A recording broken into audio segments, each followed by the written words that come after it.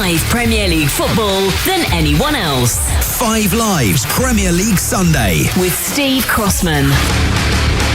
It's the first Premier League Sunday of the new season, where Tottenham Hotspur are just over an hour away from starting life without Harry Kane.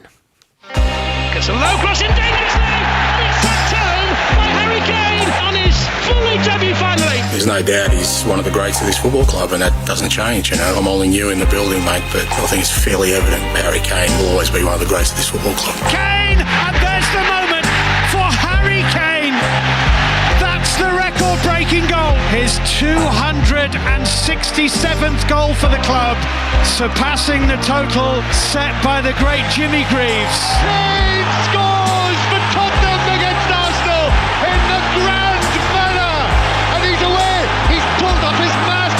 He slides on the far side of the pitch.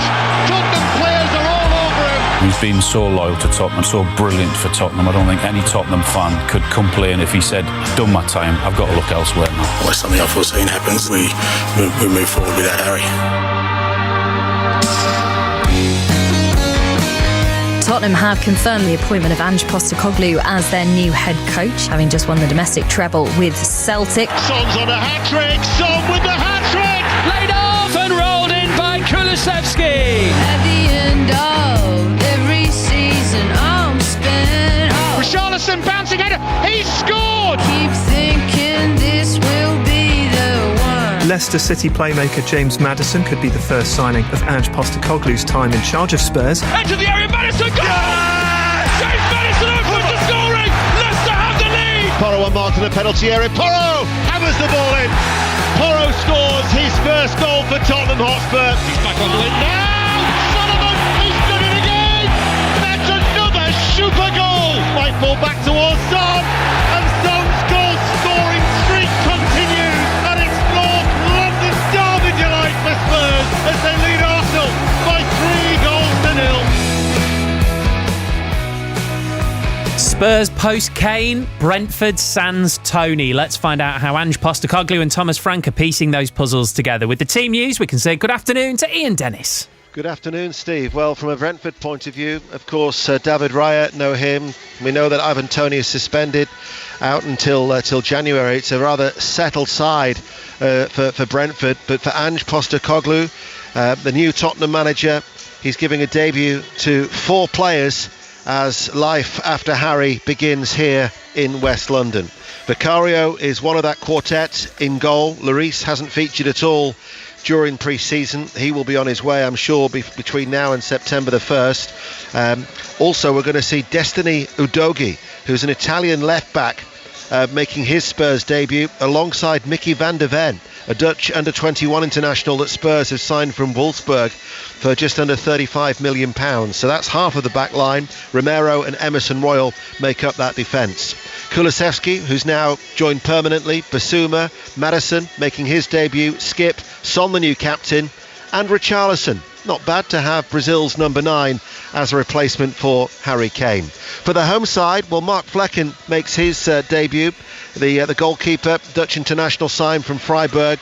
But apart from that, there's some familiar faces, although there is another debutant in Nathan Collins, who's been signed for a club record fee of £23 million from Wolves. The back three will be Ayer, Pinnock and Collins. The wing-backs, Henry and Hickey. Janelt, Norgard, Jensen and Bumo and Wissa will lead the line in the absence of Tony. You will have Clinton Morrison alongside you for commentary, but not yet, Ian. New season, same Clinton, yeah? Well, I think he's close. Okay. He is close. But yes, he'll be here very, very soon. We've got Rachel Corsie, Nadia Manu, Robert Huth, all with us as well in the studio. Rachel, Ian was saying there, Richarlison, very handy player to have. That's reflected in some of the messages we're getting as well on 85058 and at 5 Live Sport. Nick, Spurs have Richarlison, give him a protracted run in the team. Chris, Richarlison should be given ample opportunity now to perform. Played out of position previously. Give the lad a good run, Ange. There you go, that's from Chris. Yeah, you agree? Oh, hang on. Pause. What? We'll say yes. I do think he deserves to get a run of games. I think it's difficult to show what you can do without that. I think we've seen probably more of what he can do in that position for Brazil, and he's certainly proven on a big stage that he can score wonderful goals. The Premier League is tough and it is very unforgiving, so it will be a test for him. And he does deserve it, but he won't be given too long because he knows the league, so people will expect him to come out firing pretty quickly, I would imagine.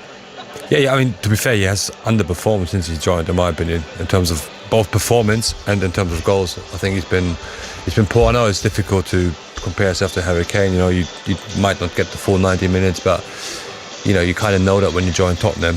But now it's his chance to take. You know, hopefully get 6, 7, 8 starts continuously, get his confidence up and score a few goals. But if not, it's still 3 weeks to go or 2.5 weeks to go for Spurs to look for a proper replacement maybe for Harry Kane. And look, we have not necessarily touched on depth here, Naden, but if you can have Son, Maddison and Kulusevski behind Richarlison as a forward four, that is very strong. Yeah, it is 100%. And I think previously we kind of looked at them as just a 3 with like wing backs potentially coming forward, but this is the first thing that's a little bit different. You have a 9 that will probably stretch the game and a 10 that will roam around in there, try and link the play as well. Previously we've seen that with one person trying to do both, but yeah, I think that's good. That's a good team. You know what I mean? We're trying to be down on them because Kane's gone, but that is a good team. And I think if they manage to click, who knows how well they'll do. And Richarlison, as you said, he's like Brazil's number 9. Yeah, they're not too bad a team, are they? I think the other thing as well, you've got to remember that Tottenham's last 2 managers have been pragmatic in Mourinho and Conte. Here in Postecoglou, they're going to have a manager who is going to be very much on the front foot. I love watching his sides when he was a Celtic manager, and Richarlison isn't a player who needs to bed in. He's well acquainted to the English game from his time with Watford and Everton. So you're right, he did underperform last season, but so did Son.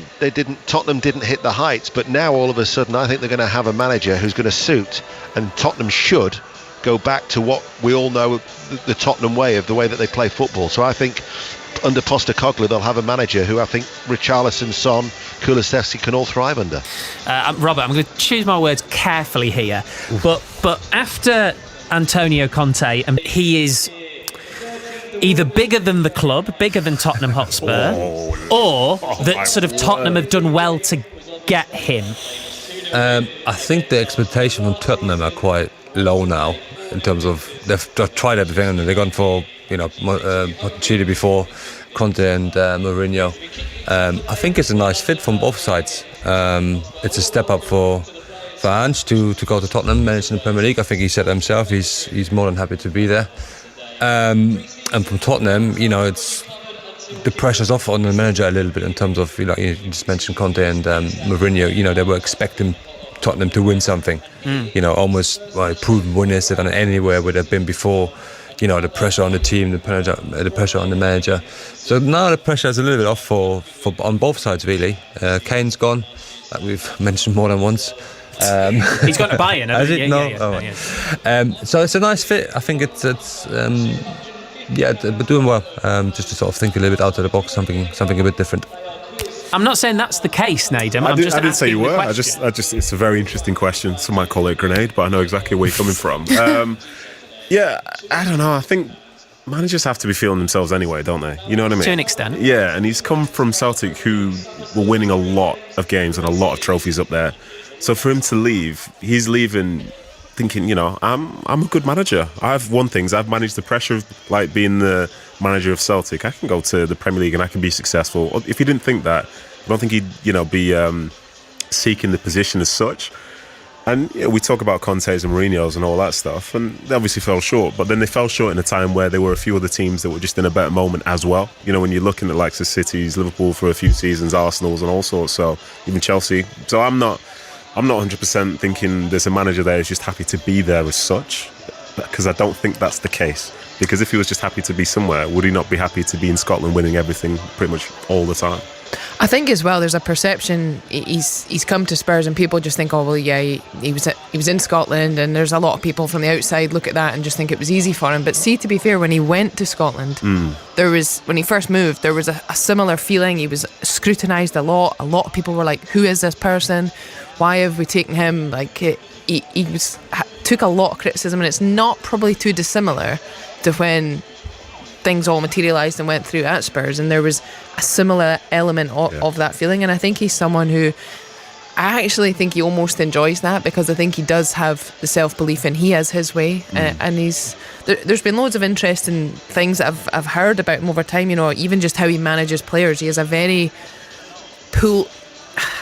sort of almost removed approach with the players. He has very, very, very minimal interaction with the players, and I think that's just interesting to me, because I think that's often quite different to how we hear a lot of other managers are, or how we kind of speak about how other managers who do have success, they normally have quite a lot of interaction, and he has quite an opposite approach, but he's very consistent with it. Yeah, Steve, to ask you a question now. No. If you think, let's really simplify it. Yeah, say the job's available as Spurs manager, and if your managers put their CVs in, go through the process, and then there's an interview, do you think the manager that gives off the energy, I'm just happy to be here, would be someone that would end up with a job? Or would you be impressed by someone according to how they feel and how they sort of like carry themselves? Well, I'll preface this by saying nobody cares about my opinion, but no, that's not what I was trying to get at. It was more about Mourinho and Conte than it is about Postecoglou in that context. In what sense, though? Well, because some might say, looking at the press conferences that they both gave, Mourinho and Conte, there was maybe a slightly different feeling. We're going to hear from Postecoglou in a second. I do just want to, not that I'm dodging you, I do just want to get into what you were saying there, Rach, about things that you've heard. I feel like there might be a story. Do you know what? There is a little bit of a story, but I can't remember the exact details of which club it was at. But seemingly they were on a long flight, so I'm not sure if it was when he was in Japan or working in Australia. And naturally, everyone's on the flight, so the manager has to sit beside somebody, and he was sat beside a player, and for 12 hours, there was no dialogue. And I think that's... Sounds like a dream, to be fair. Imagine the other way around. Yeah, oh God. But I think as well, he's very consistent with it, so whilst when you sort of hear that, you think, oh no, that... the awkwardness, but I don't think it was awkward, and that's sort of, he has quite a clear approach. He's very consistent with it, and yeah. Do you reckon he's one of those managers where he says, like, my door's not always open? I think so. Yeah, I'm catching that sort of vibe, to be honest. And, but, fair dues, and that 12-hour journey, however long it would be on a flight, we don't necessarily want to talk to people we don't want to talk to, but like sometimes you maybe do tiny talk or whatever. But if he's made it very clear, that's it, sets the boundary. Were you on this flight? Is this what? No. I was like, I wonder where we're going with this. By the way, Ange Postecoglou's former club Celtic still leading 2-1 at Aberdeen, and we're into the second half there. Let's hear from him, shall we? Because he spent a lot of time on planes as Ange Postecoglou. He's gone from managing in Melbourne to Greece and then back again to Australia. Then he was the head coach of the Australian national team, went to Scotland, and now England with Tottenham Hotspur. I've said before, I go into every job thinking I'll be there for life, knowing that I won't be, So when that end date is, who knows? But that's not going to affect what I'm going to try and put in place, and I don't expect people to sort of cut me slack, give me time if I'm just bumbling along and making mistake after mistake. They need to see evidence. I think that's always the best way forward if you want to build something that's sustainable and might take a bit longer, is that along the way people actually see progress rather than me just telling them it's going to come after 3 months, 6 months or 12 months. If they could see it, feel it, then that buys you the time, because they can actually see what you're saying happening, rather than, like I said, me saying, well, you know what, can I have an extra 6 months now because Harry's gone? Why should they give me extra 6 months if I'm not doing my job? Hopefully they're seeing that anyway and saying, well, let's go another 6 months, let's go another year, because we like what we see and we're getting closer to where we want to be. My background has been used as a little bit of a sign of a lack of maybe credibility about my journey, but if anything, I think it's given me an advantage, because I've had to be absolutely obsessed with the game. Absolutely obsessed, because it wasn't readily available to me at a young age, as it would have been if I grew up in a country here in Europe or South America or a footballing nation. So I think that obsession early has kept me in good stead, that I haven't lost that passion for the game. I still love the game the same way as I did as a kid. I still want to know everything about it. Match of the day was, for us, there's Monday night kind of highlights. We'd all sit around the telly and slap it all up, and that was it. There was nothing else. Try and get a transistor to listen to the BBC if I could, to get some information. That was kind of the way. It wasn't just me, it was just all our friends, like all of us who were obsessed with football at the time. For the first time in sort of, I reckon, 20 years, I've had to pull out of our fantasy Premier League team, mate, which I'm gutted about. And whilst they may try and drill me for information, they're getting nothing out of me. So, because I'm a Premier League manager. There you go. It's not a fantasy anymore, mate. That's Ange Postecoglou. We've got Nader Manur, Rachel Corsie, Robert Huth with us in the studio. Senior football reporter Ian Dennis is at the G-Tech Community Stadium ahead of Brentford Spurs. I was just ticking it off on a list there, Ian. So he's given me the chance to plug the Fantasy 606 podcast with Ali Bruce Bull, Chris Sutton and Statman Dave that you can get now. And a mention for BBC Radio and one for Match of the Day. He can come back, Certainly can. Yeah, very impressive. That ticks a few boxes for you this afternoon, doesn't it? I like the way he talks, Ian. He's a good listen, isn't he, from a media perspective? Yeah, I mean, I was doing very early on in his Celtic career. I did a game at Parkhead. I think they played Dundee, and I was watching Celtic early on, and he had a bit of a sticky start because you might recall they lost to Midtjylland in the Champions League qualifier. They then went to Tynecastle, actually had a goal disallowed. There was no VAR then in Scotland, and they probably shouldn't have lost that night at Tynecastle, but they did. And all of a sudden, he came under a lot of pressure, but he dealt with that. And I don't think in many countries there can't be many more pressurised positions in football management than Celtic. In that city as well, the East End of Glasgow, and with the pressure that you're under as the manager of either Celtic or Rangers in that goldfish bowl, if you like. And he's dealt with that, and obviously he's had a great deal of success. He's played an attacking brand of football, but I think he's just straight talking. He's a very honest guy, and very similar to what Rachel was saying as well. I understand that he doesn't do small talk, but you know where you stand with him. And he's known for a long time that Harry Kane was going. I think it does buy him time. I don't think necessarily it's a good thing for Daniel Levy. I think the owner is going to come under a lot of pressure, but in that sense, I don't think, if Daniel Levy hung on to Harry Kane and then he left on a free next year, there would be a number of people who are saying, well, how could you let him go on a free? They've got £100 million for a player who was going to be out of contract in a year's time. I just think it's the timing, really. I don't think it's ideal to lose a player 48 hours before a season starts, but if Postecoglou's known from the first time he met him, and I think that was mid-July, then maybe Postecoglou's a little bit further on in processing the news than some of the Spurs supporters are, who quite rightly are a little bit sad and downbeat about the fact that they've lost a legend at Tottenham Hotspur. Then maybe Postecoglou is already has been preparing for a long time without Harry Kane. Ian, early on there, you talked about getting through the pressure and managing it. What do you think we'll hear from him, say, should Spurs be under pressure this season? What's his tone? Is he does he push back against the media, or is he quite open and honest, would you say? No, I think he'll push back. I don't think he doesn't. I haven't actually spoke to him, Nedham, but I've only seen him in press conferences and I've heard a lot of him. But I don't think he suffers fools in that respect. So I think he's straight talking. He shoots from the hip. I noticed as well that you called me mate as well, so maybe the Ange Postecoglou effect is it's spreading far and wide, mate. Out of interest, Ian, have you found Thomas Frank? Because he's an equally impressive character, but in a very different way. Well, I've got to say, I've had the pleasure of being in Thomas Frank's company recently, and what a charming man he is. And tell you what they've done at Brentford's training ground over the summer.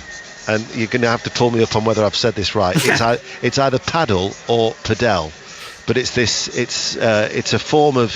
Is it a form of squash cum tennis? Just you hang fire there, Ian, because I do have a guest sitting next to me in Rachel Corsie who knows a fair amount about it, I think. Do I? Yeah.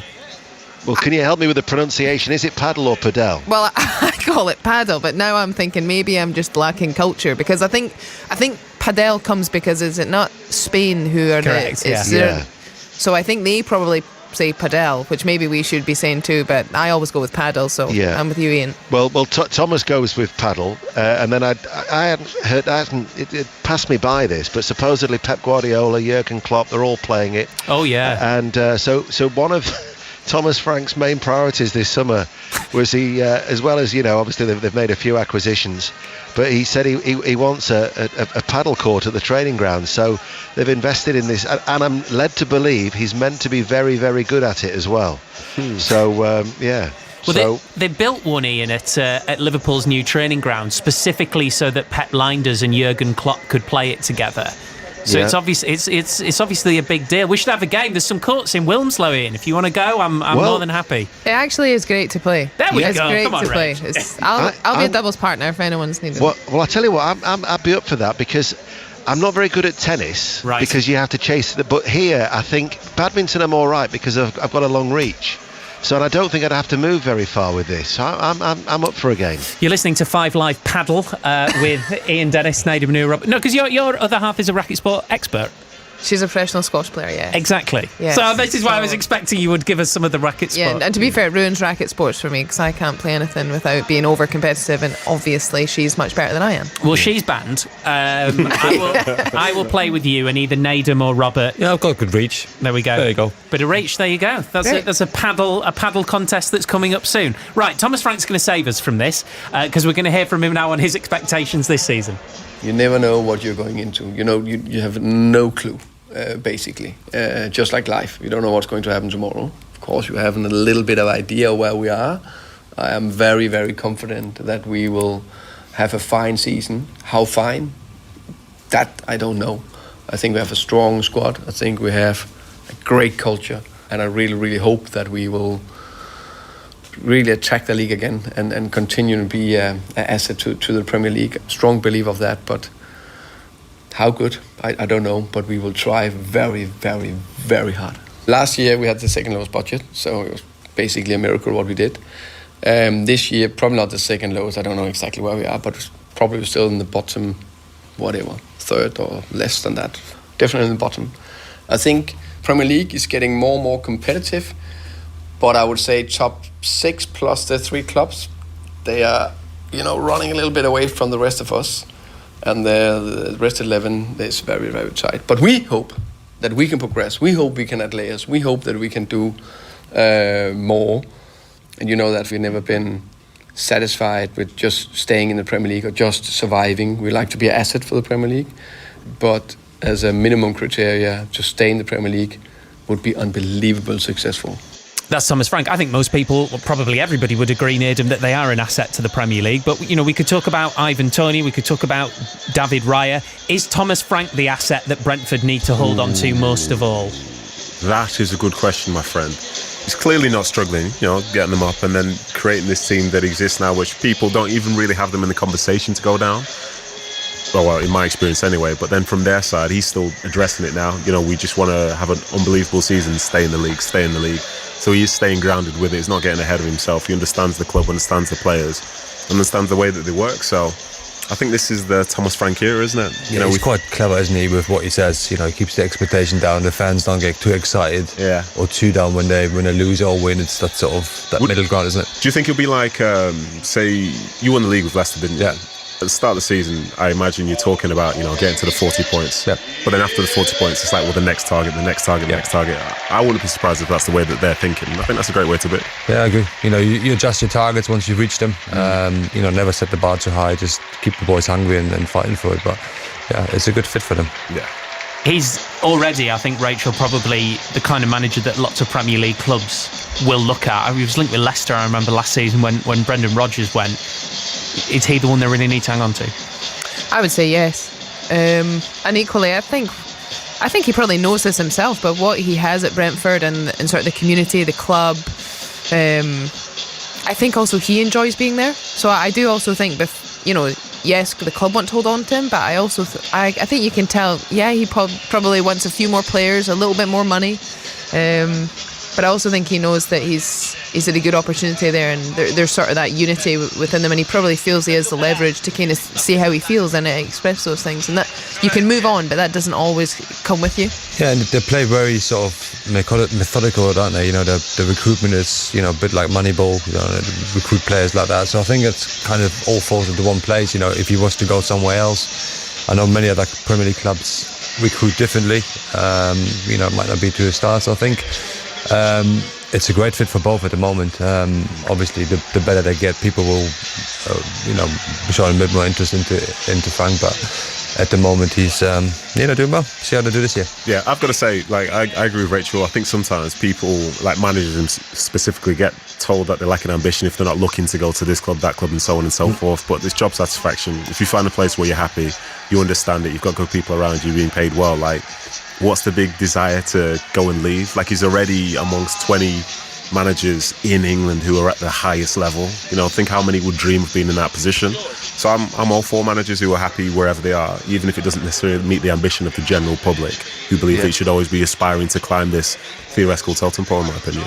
And he only signed a new 4.5-year deal back in December. I think he is very, very settled at Brentford, and I think if they were to, bearing in mind that they finished 9th last season, if they were to get 10th, 11th this time, I think he'd be more than happy, because as Robert and Rachel and Nedham have been saying, the priority is to avoid relegation, because it's getting even more competitive in that top half of the top flight. When you think of the established 4, 6, and now throw in Newcastle and Villa and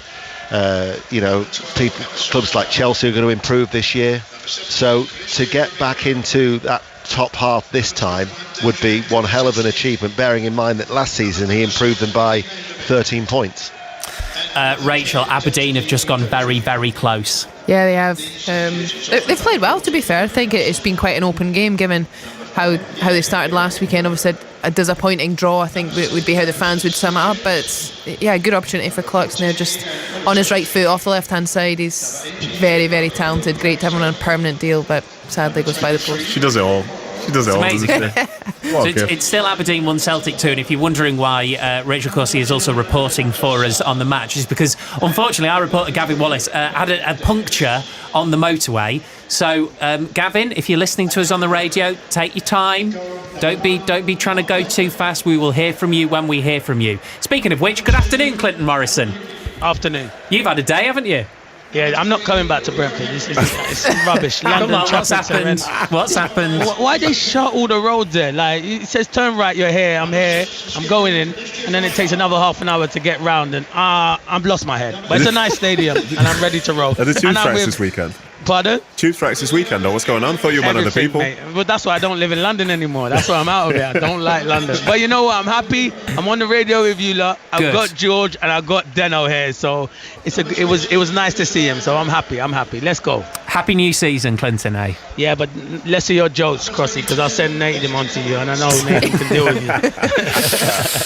Right, I think we've pretty much reached the moment where we should talk about Ivan Toney, of course, serving an 8-month suspension for breaking Football Association betting rules. This is what Thomas Frank said about the fact that they've got a deal without him. He said, the players that will step in for Ivan, we played the last 4 games of last season without him. I've got big confidence that Wissa, Sharda and Mbermo can step in and score the goals. I also want other players to step up and score the goals, which is interesting, Clinton. He's effectively saying the same thing, Thomas Frank, as what Postecoglou is saying about dealing without Harry Kane, which is we'll try and replace them in the aggregate within what we already have. Yeah, I think that's the best way. You can't replace Harry Kane and you can't replace Ivan Toney. Brentford can't anyway, and Tottenham definitely can't replace.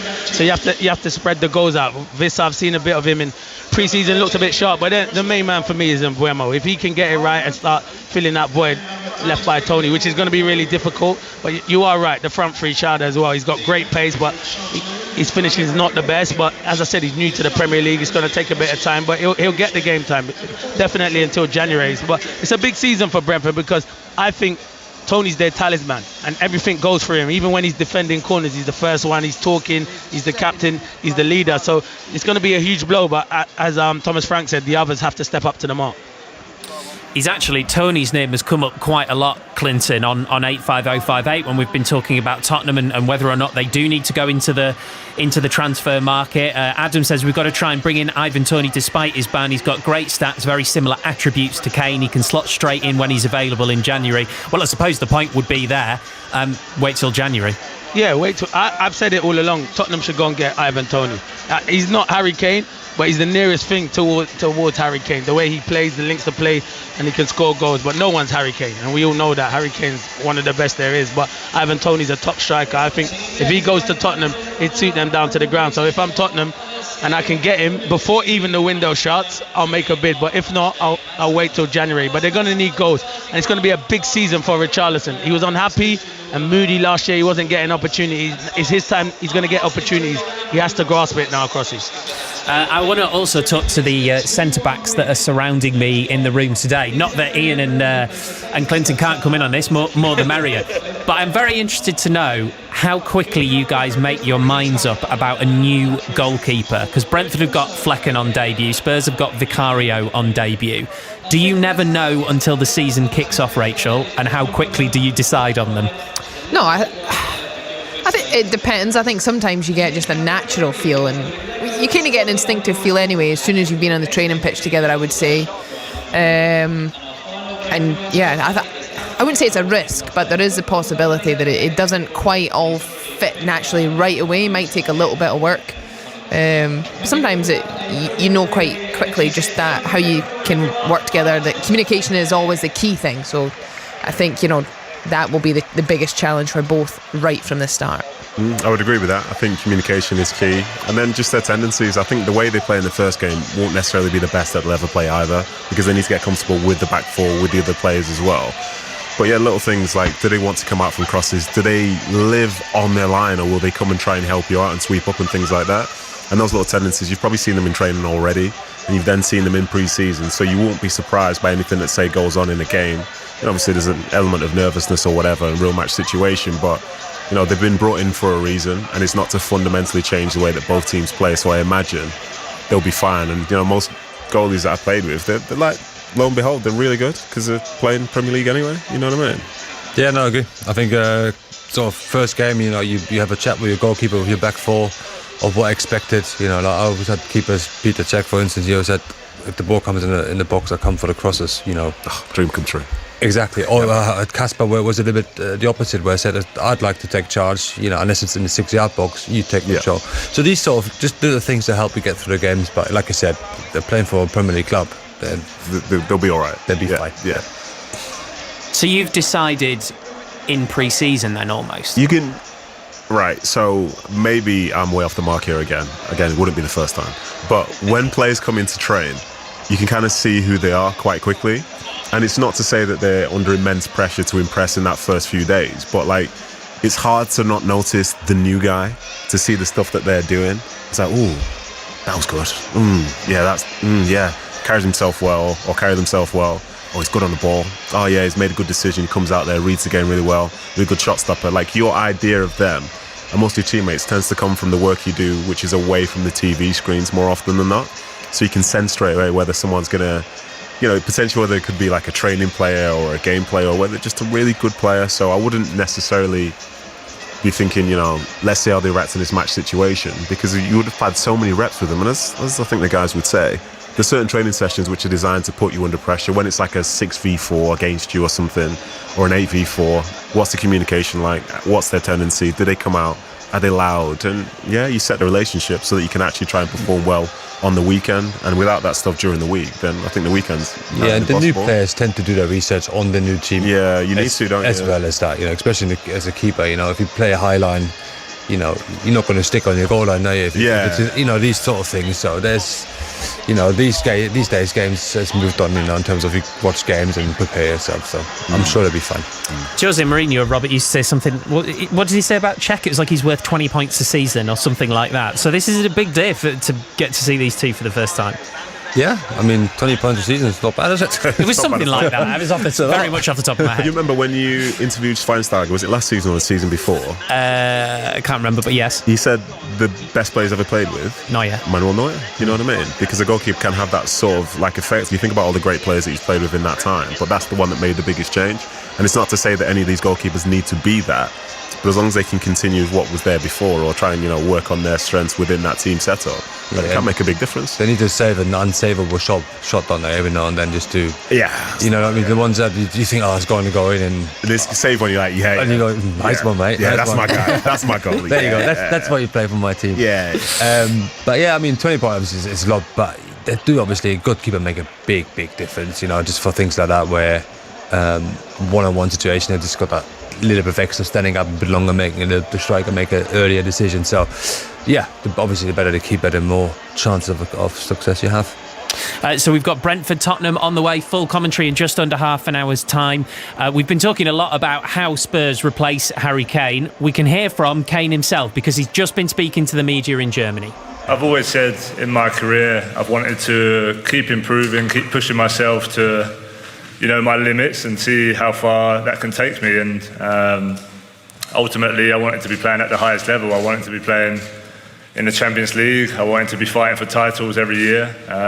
So yeah, coming to Bayern Munich, one of the biggest clubs in the world, gives me that opportunity. So with Leipzig, they've got some great teams in this league, and it's going to be a real challenge. I know everyone expects Bayern Munich just to walk away and win the league every year, but I think, as you've seen, the teams are improving and it's getting tougher and tougher. So it's a challenge every season, and for me it's just about settling in as comfortable as possible, understanding the different types of teams, the way I have to play and adapt. And I've done that throughout my whole career, whether it's with Tottenham or with the national team, and I'll do that here. That's Harry Kane, who, by the way, made his Bayern Munich debut last night, coming on as a substitute in the German Super Cup final, which they lost 3-0 to RB Leipzig. Robert, I don't think there was ever any question about whether or not it would be a good signing for Bayern Munich or a good move for Kane. No, you're right. Obviously, people in the UK probably thought Bayern Munich wasn't as good a club as they really are. If I was put in a position between Tottenham and Bayern, I think it's a no-brainer. You go to Bayern Munich. It's a fantastic club. It's European champions multiple times, win the league, and it just shows that. I mean, it's never been done before that a German club spent that much money on any player in history of the German football, and never mind with 1 year left. So it just shows how the intentions they have for the next few years. They've still got a young squad, got some mega talented players there. And apart from obviously going for the Bundesliga, they will be pushing for the Champions League, which is why he's going to go there. And on the personal level, he said, if he's going to play in Germany for a few years, he might learn German. The kids go through the German school system, so it's just, we just think about when players move, as in the footballing side of it. But it's a great social side to it as well. For him and his family. But I'd be interested to hear him talk. 100% going to international school though. 100%. What's wrong with German education? No problem. That's no problem at all. A question for you then. Yeah. So Bayern obviously spent that money. They've broken their 100 mil, and it got me sort of wondering. Like, that feels very much against what the Bundesliga is as such. So I looked at the record transfers yesterday, and Bayern are responsible for 9 of the top 10 fees, with the only one being Julian Draxler going to, I think it's Werder Bremen, for 43 million euros.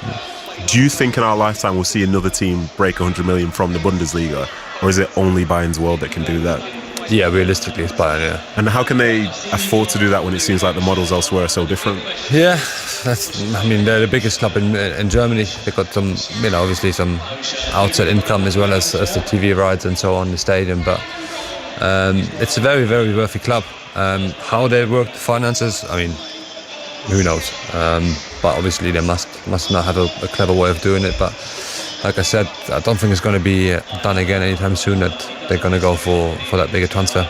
By the way, if you hop on BBC Sounds and spool back to 8:40, you can hear Raphael Honigstein with Ellie and the team on breakfast talking about Kane's arrival in Germany. So that's the first time we've heard from him, Ian. Do you think it could be a good thing for the English national team to have Harry Kane in a new league? This is nothing about Tottenham, but an absolutely mega club in Bayern Munich.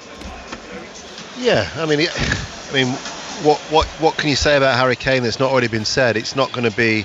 It will only probably, if anything, improve his grounding as a person to be abroad, learn a different language. Because bearing in mind that, I mean, he might have to change his game slightly in the fact that Bayern are going to or you'd expect them to dominate so much more in Germany, whereas when he was at Tottenham he'd come deep a lot of the time, wouldn't he, to try and link up the play. Maybe in Germany they won't necessarily want him to do that. They'll want him more to be more of a focal point. But I mean, when you're playing for one of the elite clubs in European competition, of course it's going to improve him. Bearing in mind that Tottenham are not in Europe at all this season, so I think that was clearly one of the factors for Harry Kane. I think where England's going to really benefit potentially from is from the winter break. They get a proper time off there. I know Harry's obviously in the Premier League, he does get kicked about a bit. He has his fair niggles and stuff like that. No doubt he get it in Germany, but it gives him a proper time to recover in the summer in the winter to recover. And in the Premier League, we've been saying it for God how many years, saying it needs a proper winter break, and finally he will get a proper one, which potentially is going to improve England in the next Euros and next World Cup to come. He's just said England going to win the Euros. That's what I heard there. Unless it was the broken English. Oh gosh, that'd be my worst nightmare. Clinton, do you want to stick your 2 pence worth in on Kane before we leave him to his business in Germany?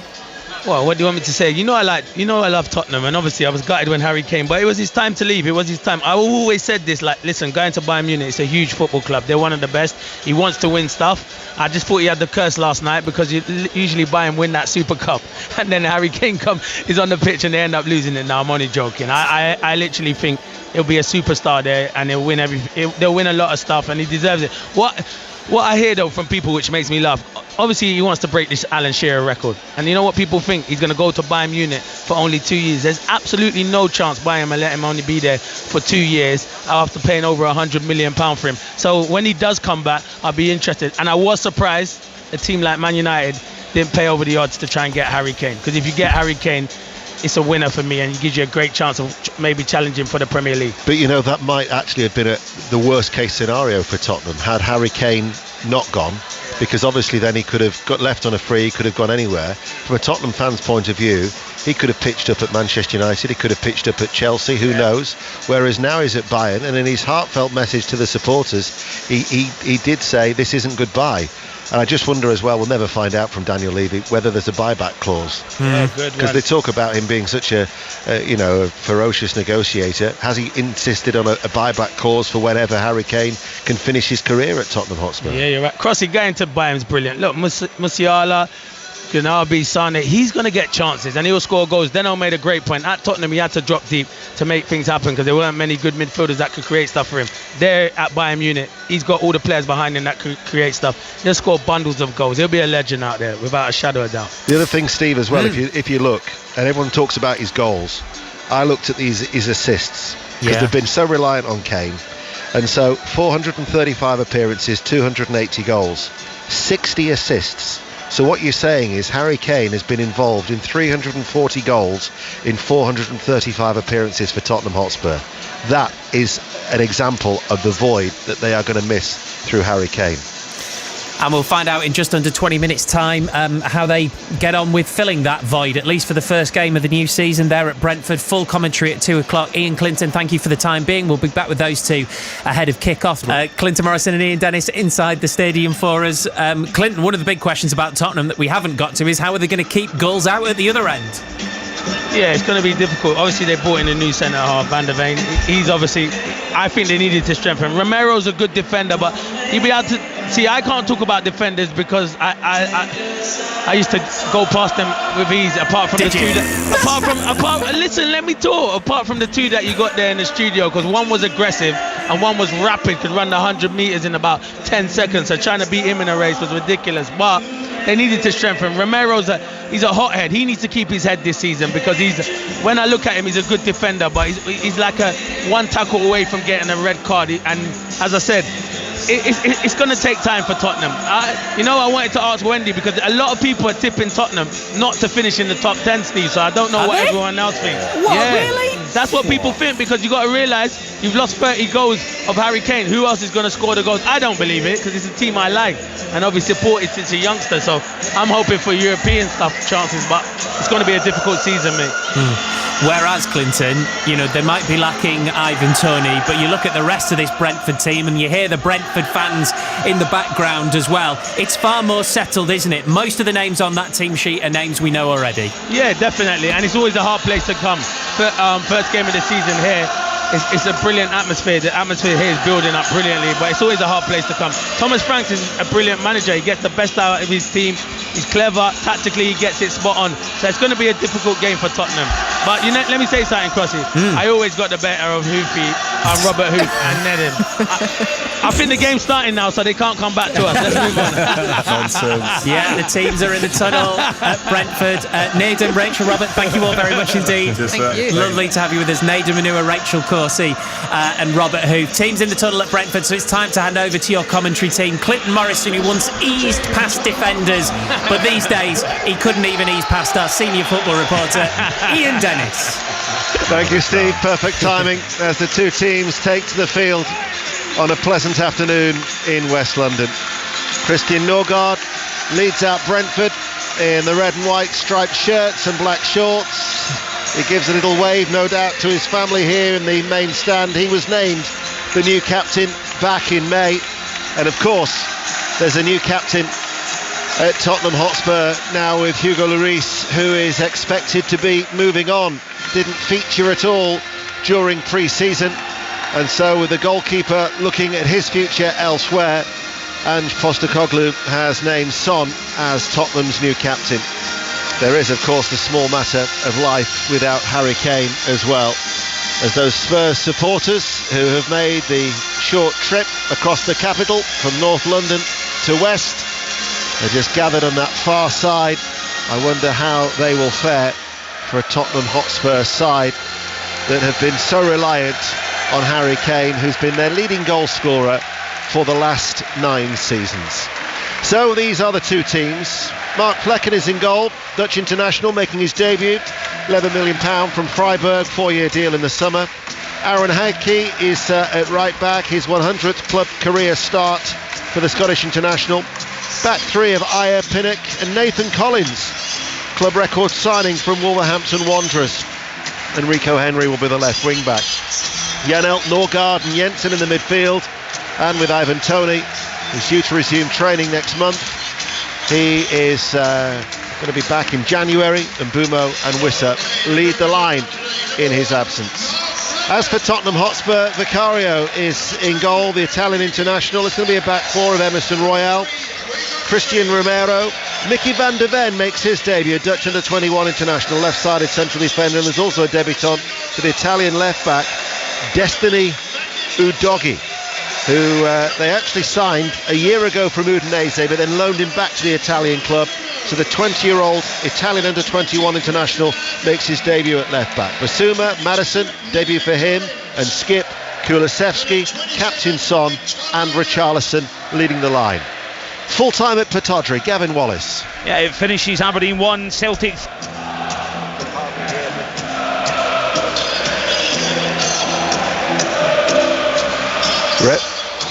Referee is out in the middle, that is Robert Jones.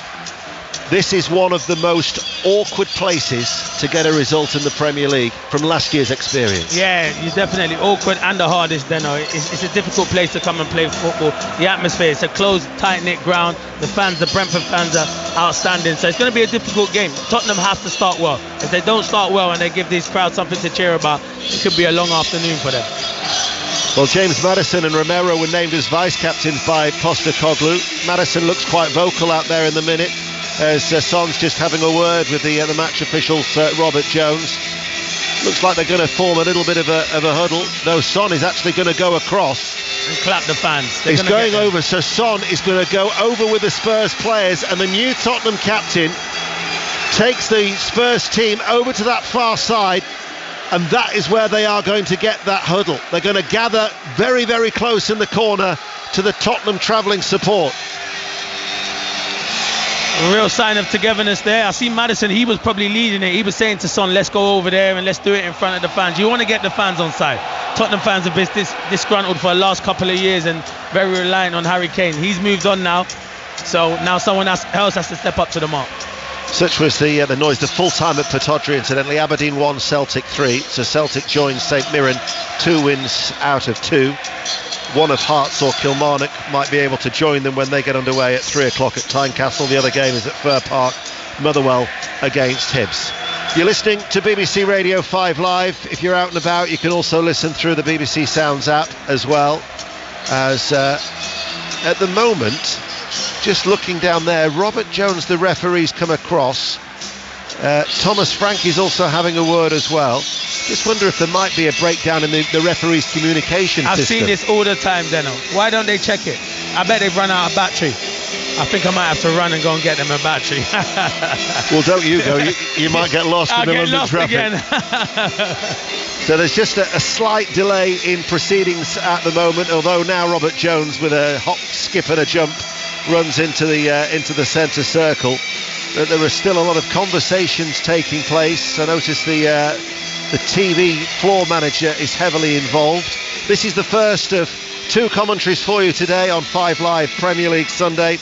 We will be remaining in the capital for Chelsea against Liverpool at 4:30, but also with this slight delay, it's the perfect reminder that the 2 semi-finals in the Women's World Cup will be live on BBC Radio 5 Live Tuesday and Wednesday. We're the only radio station. He'll be in Australia and Athens on Wednesday for England against Australia. That's 11 o'clock on Wednesday morning. That's the second semi. And by then, of course, England and Australia will know who they're going to face in the final, because Spain and Sweden, that gets underway at 9 o'clock on Tuesday morning. If England beat Australia, they win it.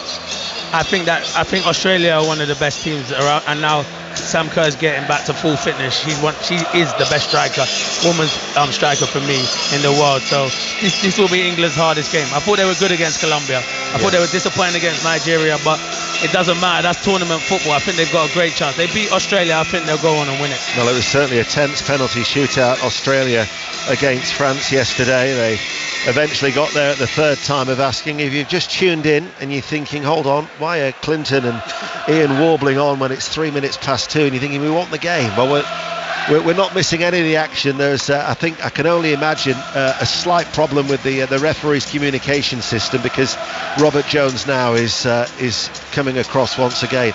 It's the perfect time as well if you want an insight into the referee's thinking under Howard Webb. And I said this yesterday when I did the commentary at Brighton. Mark Chapman in conversation with Howard Webb on the 5 Live Football Daily podcast. It was a special conversation. It was a sit down. It was probably about, I don't know, George just found out. Short of half an hour, but it does give you a real insight as to how the referees are thinking. So that's Martin Allen down there, isn't he? So he must be some sort of observer. Mad dog. So he's having a word now with Robert Jones, and we're going to get the official. I would imagine that oh no, it's not the communication system. It's the water. There's an issue. George is typing it out. Sanitation. There's a problem with the water sanitation in the stadium. Explain that to me, and explain that to our listeners as well, because they won't what has that got to do with the game starting? Deno, please explain that to me. Or am I being silly? No, I'm perplexed. Okay, I thought it was just me. Yeah. That can be a bit silly at times. Yeah. I mean, you're not meant to agree and say yeah. No. No, I'm thinking of why there might be an issue with the water sanitation. That's a new one. Yeah, it's a new one. I've never known a game to be stopped for that. Yeah. I've seen some things and I've heard some things, but that's very unusual. But equally, bearing in mind that most of the supporters have already taken to their seats, it would only become a problem possibly more at half time. Yes. I think we're starting now. Look. Yeah. Yeah, there he is. Yeah, we're going through the procedure now where Robert. Well, it can't have been much of an issue then, could it? Exactly. a delay of 5 minutes. There was a lengthier delay yesterday at Arsenal against Forest. That was down to turnstiles. There are always, I guess, teething problems for I couldn't believe that.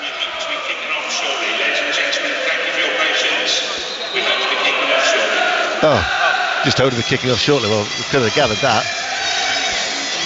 Anyway, a sanitation issue. I wonder if Tottenham Hotspur will... I was going to make a reference about can they keep a clean sheet? I knew something was coming. Because last season they actually had their worst defensive record in 30 years. They conceded 63 goals. Anyway, after a little hiatus, we are going to get underway. They're in their change strip. It's like a all charcoal grey away outfit for their shirts and their shorts for Tottenham, and then the white trousers. Brentford, of course, in their customary colours, the red and white striped shirts, black shorts. There's no Ben Mee in this side. We did give you the teams a number of minutes ago. Ben Mee, though, should be back in contention next week. He's just out with a minor injury. As the players take the knee, the message from the Premier League: there is no room for racism. And in fact, I noticed there's some hoardings at the back of the stand away towards our right. Bees fans against discrimination, Bees fans against racism. And so that message is loud and clear, and we are underway. BBC Radio 5 Live, BBC 4:30. And Brentford, in their red and white shirts as the sun shines, are playing from right to left as we look.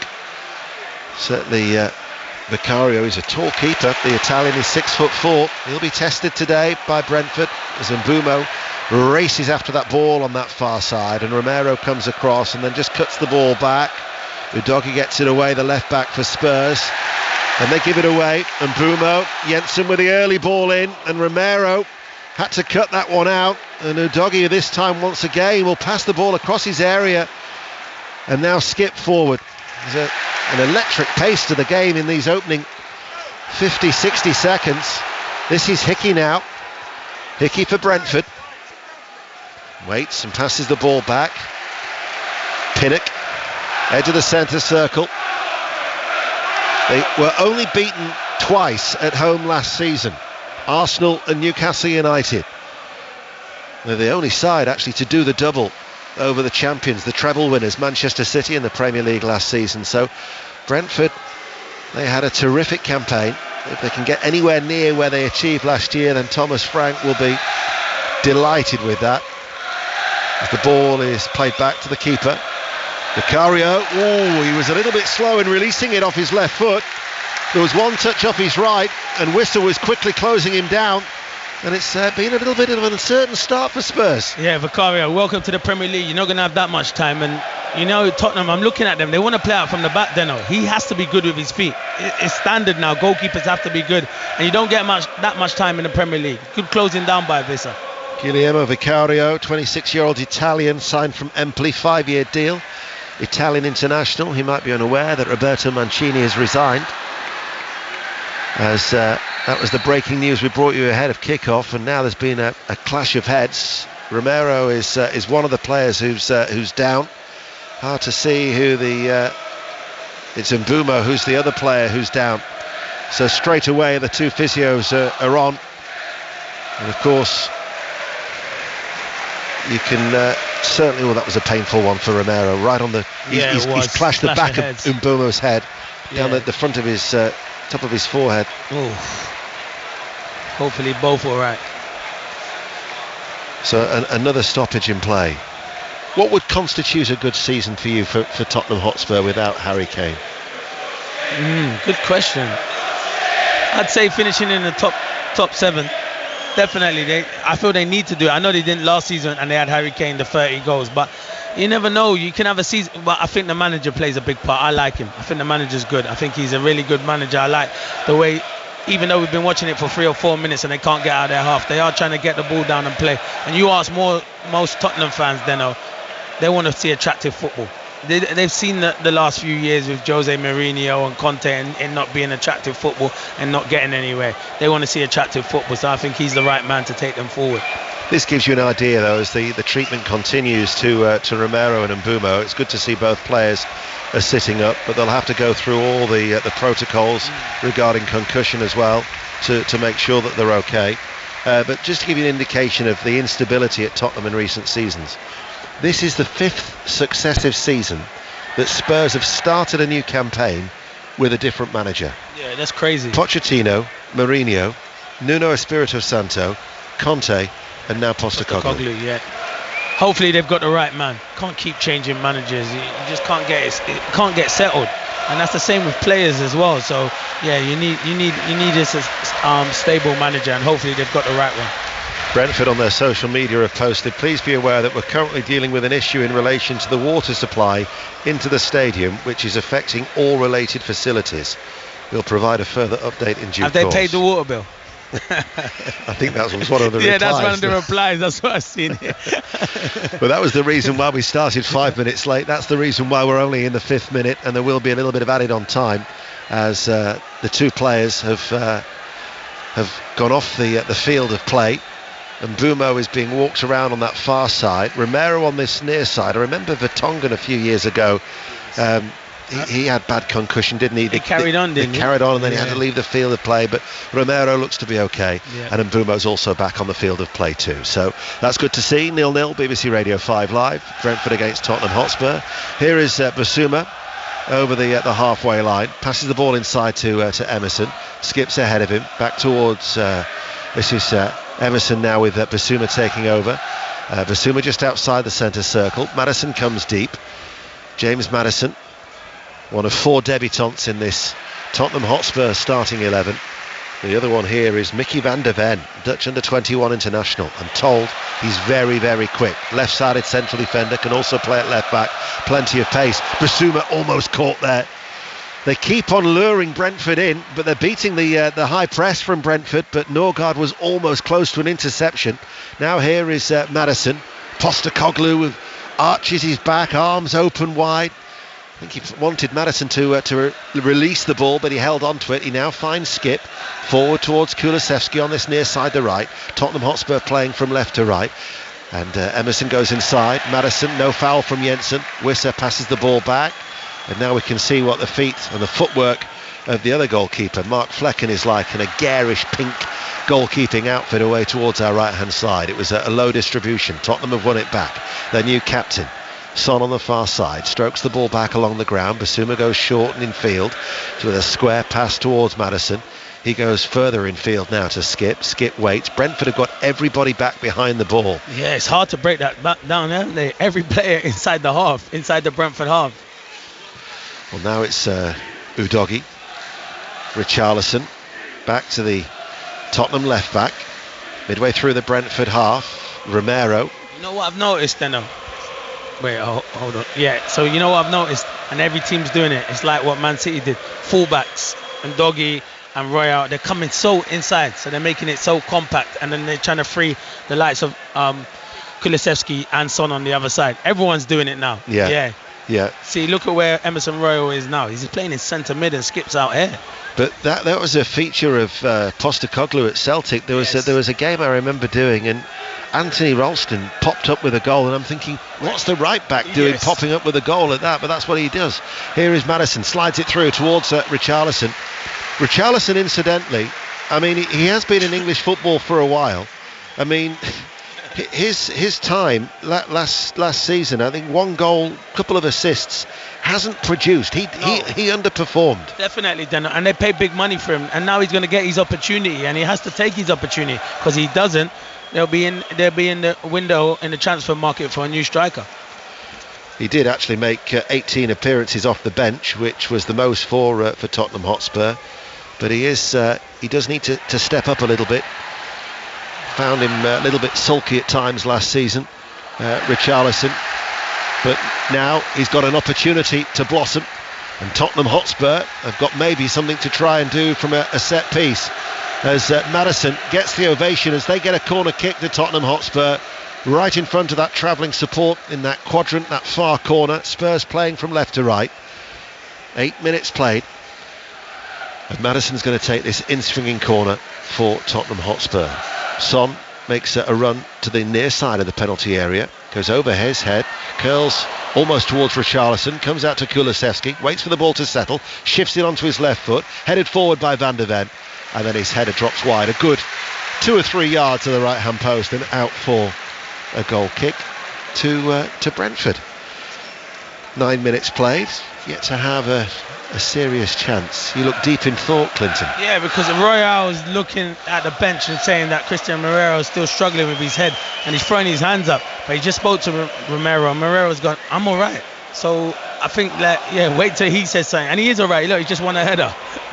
Well, from that header, Richarlison directs his header out towards Son. Son on the left-hand side. Maddison now goes ahead of him. Maddison looks to try and turn. Left corner of the penalty area. Goes to ground under a challenge and gets a free kick.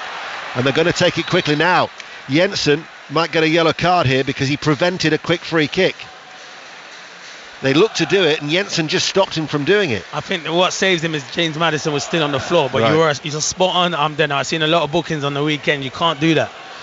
But again, that's probably habit for a player. I want to stop it. Stop it, yeah. That eventually is going to go out of the game. And you're right, because Maddison was still on the field of play. They've got 2 in the wall. It is bang on the left corner of the penalty area for Tottenham Hotspur. 0-0, 5 live, also live on BBC Sounds. We're in the 10th minute. Maddison is going to take it. We know what Maddison can do. Looks like he's eyeing this one up for goal. Maddison now does go for goal and head it in. And it's Romero. Cristian Romero inside the 6-yard box. He couldn't miss. It was a flat ball in from Maddison. Romero threw himself at him. Close range header. He is struggling. But Romero now is feeling the effects of that concussion from earlier on, and the Spurs players' celebrations are cut short and they want the physio to come back on. And Romero's last bit of action might be to give Spurs an 11th minute lead. And there will be a VAR check, but I think he might just be onside. But yeah, he is struggling, but then he looks like he's all right again. But Emerson Rowe, I did say earlier, he kept gesturing over to the bench that he could, but it's a great ball from Maddison. It's a terrific header from Romero. He wants to get there, but VAR checking. Possible offside. Yes, he did. I mean, it really was fired in. This might not. It's this bit because you look at the Brentford players. There's an outstretched leg from a Brentford defender that might have kept him on side. Might just be playing, and he's leaning as well. Yeah, he's leaning. So it could be. It's his shoulder. His shoulder is ahead of his foot, the Brentford player's foot. Tony Harrington. Good luck, VAR. Back at Stockley Park's going to have a look at this. And they look like Tottenham might be making a change as well. He might be struggling. Yeah. Well, it was interesting, was it? Straight away after the celebrations, all the players were saying, "Come for the physio." Yeah. And there was a lot of pace on that ball as well. So Cristian Romero might be being replaced. Meanwhile, we're waiting for the VAR to have a look at it, and they're having a long look at it as well. Very, very tight. Look at it. I think he's onside for me. Look at the foot. Look.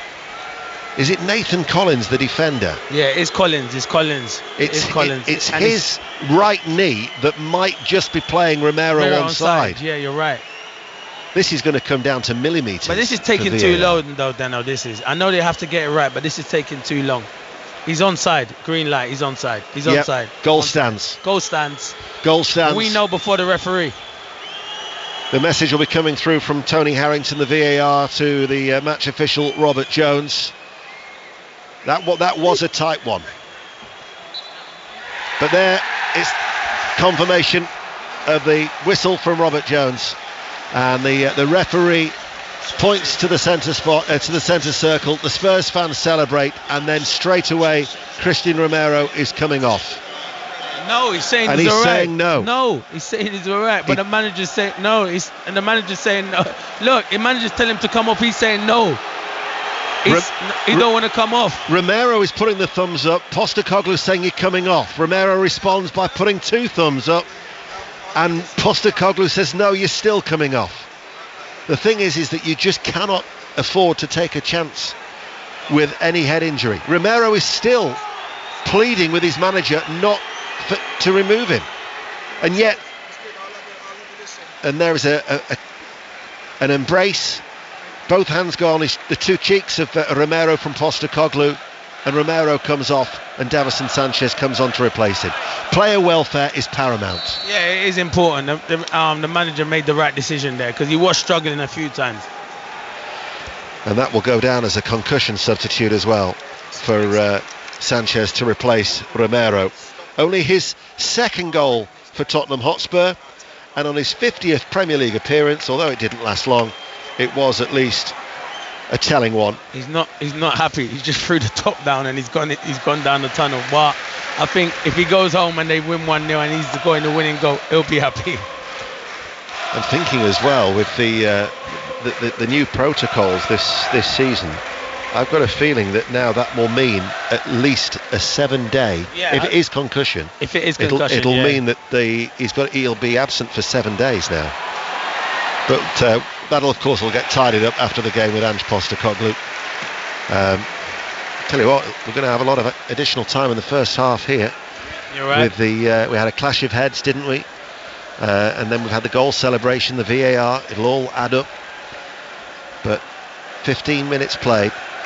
Tottenham Hotspur through Romero, leading by a 0-0. Brentford have a throw. It's going to be a long one as well, as Jensen backs up to the advertising horde on that right-hand side. It's a long throw. It's hurled in towards the near post. Vicario punches it away. Maddison then turns and clears for Spurs.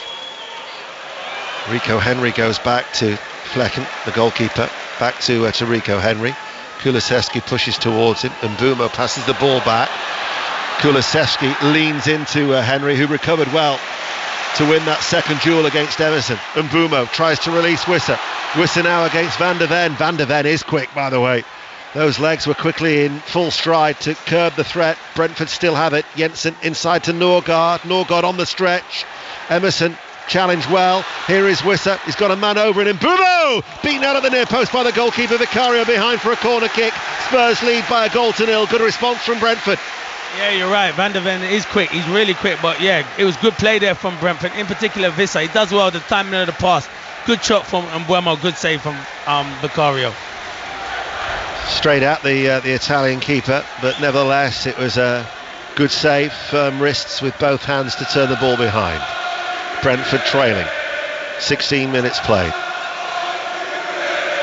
Corner kick near side, the left, playing from right to left as we look. Jensen to take it in towards the near post, comes out the edge of the area. Rico Henry passes the ball to Mbeumo. Jensen level the penalty area infield. Ball then passed back out towards Mbeumo, delivers the cross. Collins had stayed forward, comes out to Hickey, looks to get a shooting opportunity, does shoot, takes a deflection, go behind for another corner. Yeah, the crowd are getting behind him now, and Brentford are getting a bit of possession, in particular down his left-hand side. Good cross from Mbeumo, and then it comes to Hickey, comes on his left foot, good defending. Get the ball in it, every opportunity, Definitely. at the earliest opportunity to 100%. Brentford. Test this new goalkeeper out, Vicario. Yeah. And Mbeumo's gone across towards that far side, the right. Jensen is available for the short option. Janelt is level with the area. Son at the minute, they've actually taken Bissouma out there as well because of the Brentford players, but it's going to go into the middle. Comes in now from that far side, the right, delivered towards the far post. Header back, flicked forward by Hickey. The overhead kick was a good one by Wissa. And it was well positioned, and in the end a comfortable save from Vicario. Yeah, it was a well worked corner. Aya got free at the back post. He nodded it back across, and Wissa with an overhead kick, but it's a comfortable save. Good acrobatics nevertheless from yeah, I don't think I could Johan do that Wissa. at my age. I think I'd pull a hamstring now, I don't know if I did that. Here is Udogie, the left back for Tottenham. To Son, coming in off that left touch line now. Bissouma trotting to offer some support. Emerson makes a run into the centre of the field. Now Sanchez the substitute. Back then with Kulusevski. Falls quiet inside the community stadium here at Brentford. Bissouma to Skip. Back out to the right hand side for Kulusevski. Brentford again have got everybody back behind the ball. So Spurs are going to have to be patient here. Little touch from Van der Ven. Bissouma links up with Maddison, now sees an area of space and threads the ball through towards Richarlison. He was running with the ball with Bissouma, then passed that right-footed ball, but it was gathered in by the goalkeeper. But Richarlison was making the move. If it's true that Postecoglou always knew that Harry Kane was going to move on, the new Spurs manager, as far as processing it all, it won't have come as a shock to to many now that the saga's finally come to an end. Yeah, maybe. In terms of the way he knows how he wants this Spurs side to play. Here is Rico Henry. There was a low cross into the penalty area, and Mbeumo was there, just couldn't get a clean strike of it. Yeah, it's good defending from Ndogi, really good defending. And Brentford have upped it now. I think Tottenham will be playing on the counter-attack. And Kulusevski coming forward. Rico Henry trying to get back at him. He's back goal side, helped out as well by Pinnock, and Kulusevski didn't keep the ball in play. It's starting to become a good contest, this, between these two sides. Yeah, it is. Brentford started off well, and then Tottenham got that goal, and then now Brentford have come alive, and they need it because they have to give these fans something to cheer about. As you said, it's a hard place to come in and get results, Deno. It certainly is. They've only lost one of their last 15 home games in the Premier League. That was Newcastle United, who had that excellent result yesterday against Aston Villa. But they've won 8 and they've drawn 6 of those 15. Hickey trying to get forward on that right-hand side. He thinks he's got a corner kick, and Udogie thought it was a goal kick, but the assistant referee on that far side has gone with the Brentford defender. It will be a Brentford corner kick, and since they've fallen behind, they're starting to take the game to Tottenham Hotspur as the home side trail. Yeah, and I think the linesman got that spot on watching the replay. Udogie did touch it last. And Mbeumo far side the right to take it. They've got 4 in the penalty area. They've rolled it short on the right hand side. Henry plays it into that penalty area. Norgard, he put an outstretched left foot and it took the ball up rather than towards goal, and in the end that allowed Vicario in his ultra blue goalkeeping outfit to make the save. Yeah, it's a bad touch from Norgard. You're spot on, Deno. It was a really bad touch because Mickey van der Ven misses it. It's a good ball from Henry, and it's a great opportunity. If he has a better touch, he gets a shot. But good goalkeeping from Vicario. Here is Skip to Kulusevski for Tottenham, leading by a goal to 0. And 4:30 will be at Stamford Bridge. Matt Upson joining John Murray. Chelsea against Liverpool for our second commentary as part of 5 Live's Premier League Sunday. Here is Sanchez. Basuma now in the centre circle. Janelt just backs off him, allows Basuma to pick a pass into the air out towards Son on the far side, that Hickey turns and heads the ball out of play. Midway through the Brentford half, it's going to be a Tottenham throw, to which Destiny Udogie will take that throw, and he finds Maddison to Richarlison, back to Basuma, forward towards Son. The Tottenham captain now to Udogie. Challenge comes in from Collins, and it was a firm one. Prods it away. Jensen turns inside, and they beat the press. Eventually, runs in field to Wissa. Norgard, good ball, opens it up, and all of a sudden Ayers away. And he's got Henry with him, some support on this near side the left, and he's over the halfway line. Indeed, he's already midway through the Tottenham half. Henry spreads the play out towards Mbeumo. Good spell this for Brentford. Ball inside early towards Jensen. Penalty. Oh, that could be. He's not good. Surely.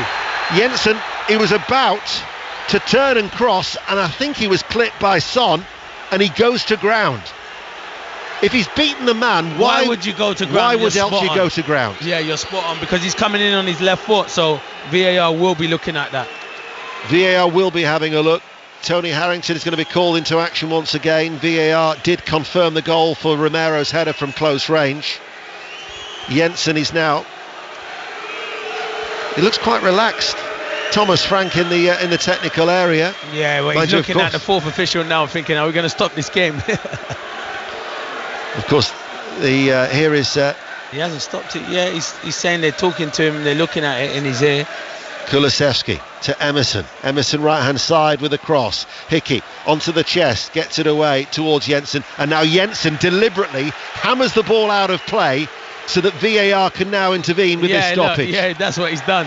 Yeah. Jensen knew. I think he did it part in anger, but he got the first opportunity, and it was like a rugby union player finding touch, and he went, right, here we go. Now all of a sudden let's bring VAR Watching it here, and have a look. Oh, hold on. Yeah. It was definitely Son. Oh, he catches him a little bit, don't he? But Jensen is looking for it. He catches him a tiny bit, and he's going to have a look. And you know what happens if he goes and has a look?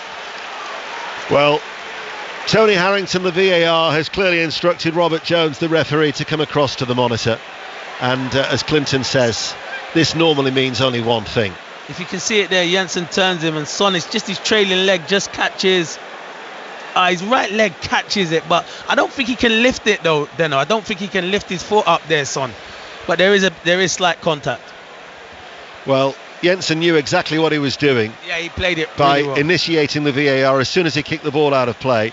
And the thing is now, if this doesn't stand, would you say it's a clear and obvious error? He's giving it. It is going to be a penalty. Yeah, he is giving it.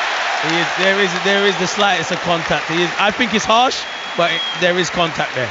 Did you see the Brighton one yesterday? The João Pedro penalty with Lockyer. Yeah, that was harsh. Did you think it was a penalty? No, I thought that was a soft penalty. That wasn't a penalty in my eyes. No chance. I agree with you on that. So there's something we do agree with eventually.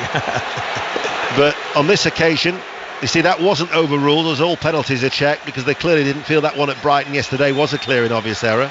Whereas Tony Harrington has said to Robert Jones, well, this is an error. Now, Robert Jones is telling the Tottenham players to go away. If he's not careful, or they're not careful, he's going to have to show them a yellow card, because there was going to be more than two players. So Robert Jones is coming under pressure. Son, as the Spurs captain, is having a word. The decision, though, has been given. You'll be able to judge for it yourself tonight. Match the Day 2, 10:30 tonight with Mark Chapman and guests. Richarlison now has a word. Vicario has spoken out of turn, and the Spurs goalkeeper is booked. He needs to be careful, because you waste time when they're winning the game or drawing the game. They could get another one. They're testing the patience of the official. Maddison and Kulusevski have both said things as well to the match official. Now it's Mbeumo. He's scored all three penalties for Brentford. Of course, Ivan Toney normally would be in this position, and he's got a good record. But Mbeumo has a 100% record from the spot for Brentford, and it's maintained. 4 out of 4. Left-footed penalty, sends the keeper the wrong way, finds the bottom left-hand corner, and after that VAR decision, Bryan Mbeumo brings Brentford level at 1-1. Yeah, it's a great penalty. He never looked like he was going to miss. He slows it down, and he just sends Vicario the wrong way. And they're not happy. Tottenham's bench are not happy. They're arguing with the fourth official. I do actually think it is a harsh penalty. I do think it's a harsh penalty. I don't think nowhere Son can put his foot up there. But you know what? It's clever from Jensen. So, because that's where the contact. He initiates the contact. And once you get contact, it is given. But if we're being fair to ourselves, at the time, we both said penalty. Yeah, the way he went down. To the naked eye. Yeah, we did, because we thought he's in there on his left foot. Why would he go down? So maybe there was enough contact. Hold on, there's another yellow card being shown here. Yeah, I told you they were arguing on this touchline. I did tell you. So Robert Jones is now walking across. They did say they're going to have a no-nonsense approach. They want to improve the behaviour on the field as well as off the field as well. And it's one of the backroom staff of both Brentford and Tottenham. Is that Ryan Mason? Yeah, it is. So there's a handshake as well. So one of the assistants at Brentford and Ryan Mason have been shown yellow cards as well from Robert Jones. Howard Webb has said, they're going to go direct from the kick-off to try and catch out Flecken, but it's going to be a goal kick. I've noticed Maddison, he's been named as vice-captain. He's extremely vocal. And he's pumped up. You can see he's made it as he's one of the vice-captains with Romero, and you're right, he is pumped up and he's vocal and he's talking. So listen, you always have 11 captains on the pitch, but yeah, he's definitely leading by example so far. And it was interesting what his message was, because they got a goal kick straight away from the kick-off, and they all of a sudden had 4 players across the penalty area to prevent Brentford from passing the ball out. Maddison is switched on. 28 minutes played. BBC Radio 5 Live. A few talking points already then, Clinton. Yeah, always is. Here is Basuma. It was a draw when these two sides met on Boxing Day, 2-2. Currently level at 1-1. Here is Son. Maddison, just in from the touchline on that far side. Spurs in their like a charcoal grey away outfit, playing from left to right. I'm sure there'll be a more fancy title for the particular colour, but I'm going to keep it simple. Here is Emerson. Bissouma, triangular passing patterns again. Brentford have got everybody back behind the ball. Skip tries to go down the line to Kulusevski. It's touched out of play by Rico Henry. Emerson wants to take it quickly, and Wissa wins a throw for Brentford. A reminder that both of the semi-finals in the Women's World Cup are live on 5 Live Tuesday, Wednesday. Spain, Sweden on 5 Live at 9 o'clock. England, Australia is a little bit later on Wednesday morning at 11 o'clock. And then also on that day, we'll be live in Athens, from Australia to Athens. And the UEFA Super Cup, Sevilla against Manchester City. So more live football to look forward to. Half an hour played at the Community Stadium here in West London, this ground that holds just over 17,000, shoehorned in next to Kew Bridge railway station, just off the M4 west of the capital. Sanchez looking for Kulusevski over the top. Kulusevski now involved in a chase for the ball with Henry. Rico Henry, who holds him up. Kulusevski goes in field. Emerson passes the ball now to Udogie. Udogie to Madison, sends in a ball into the penalty area over the head of Richarlison. Richarlison can't get into the game at the moment. And you know who can't get to the game? Richarlison and Son. Son's been really quiet on that left-hand side as well. They can't get him. Madison's the one getting into pockets, and I'll tell you who else it started well for them. Bissouma ticking it over in that Højbjerg role, because obviously he's on the bench and there might be rumours of him leaving, but I think Bissouma could have a big season for Tottenham. Yeah, there's talk of Højbjerg going to Atletico, whereas Bissouma, who's come back into the side, he missed 3 months last season with after ankle surgery, signed from Brighton, but he's been heavily involved, as Clinton Morrison quite rightly said. Wissa released early into the penalty area. Wissa closed down ever so well by Sanchez. And the last touch came off Wissa, and it will be a goal kick that Vicario takes very, very quickly.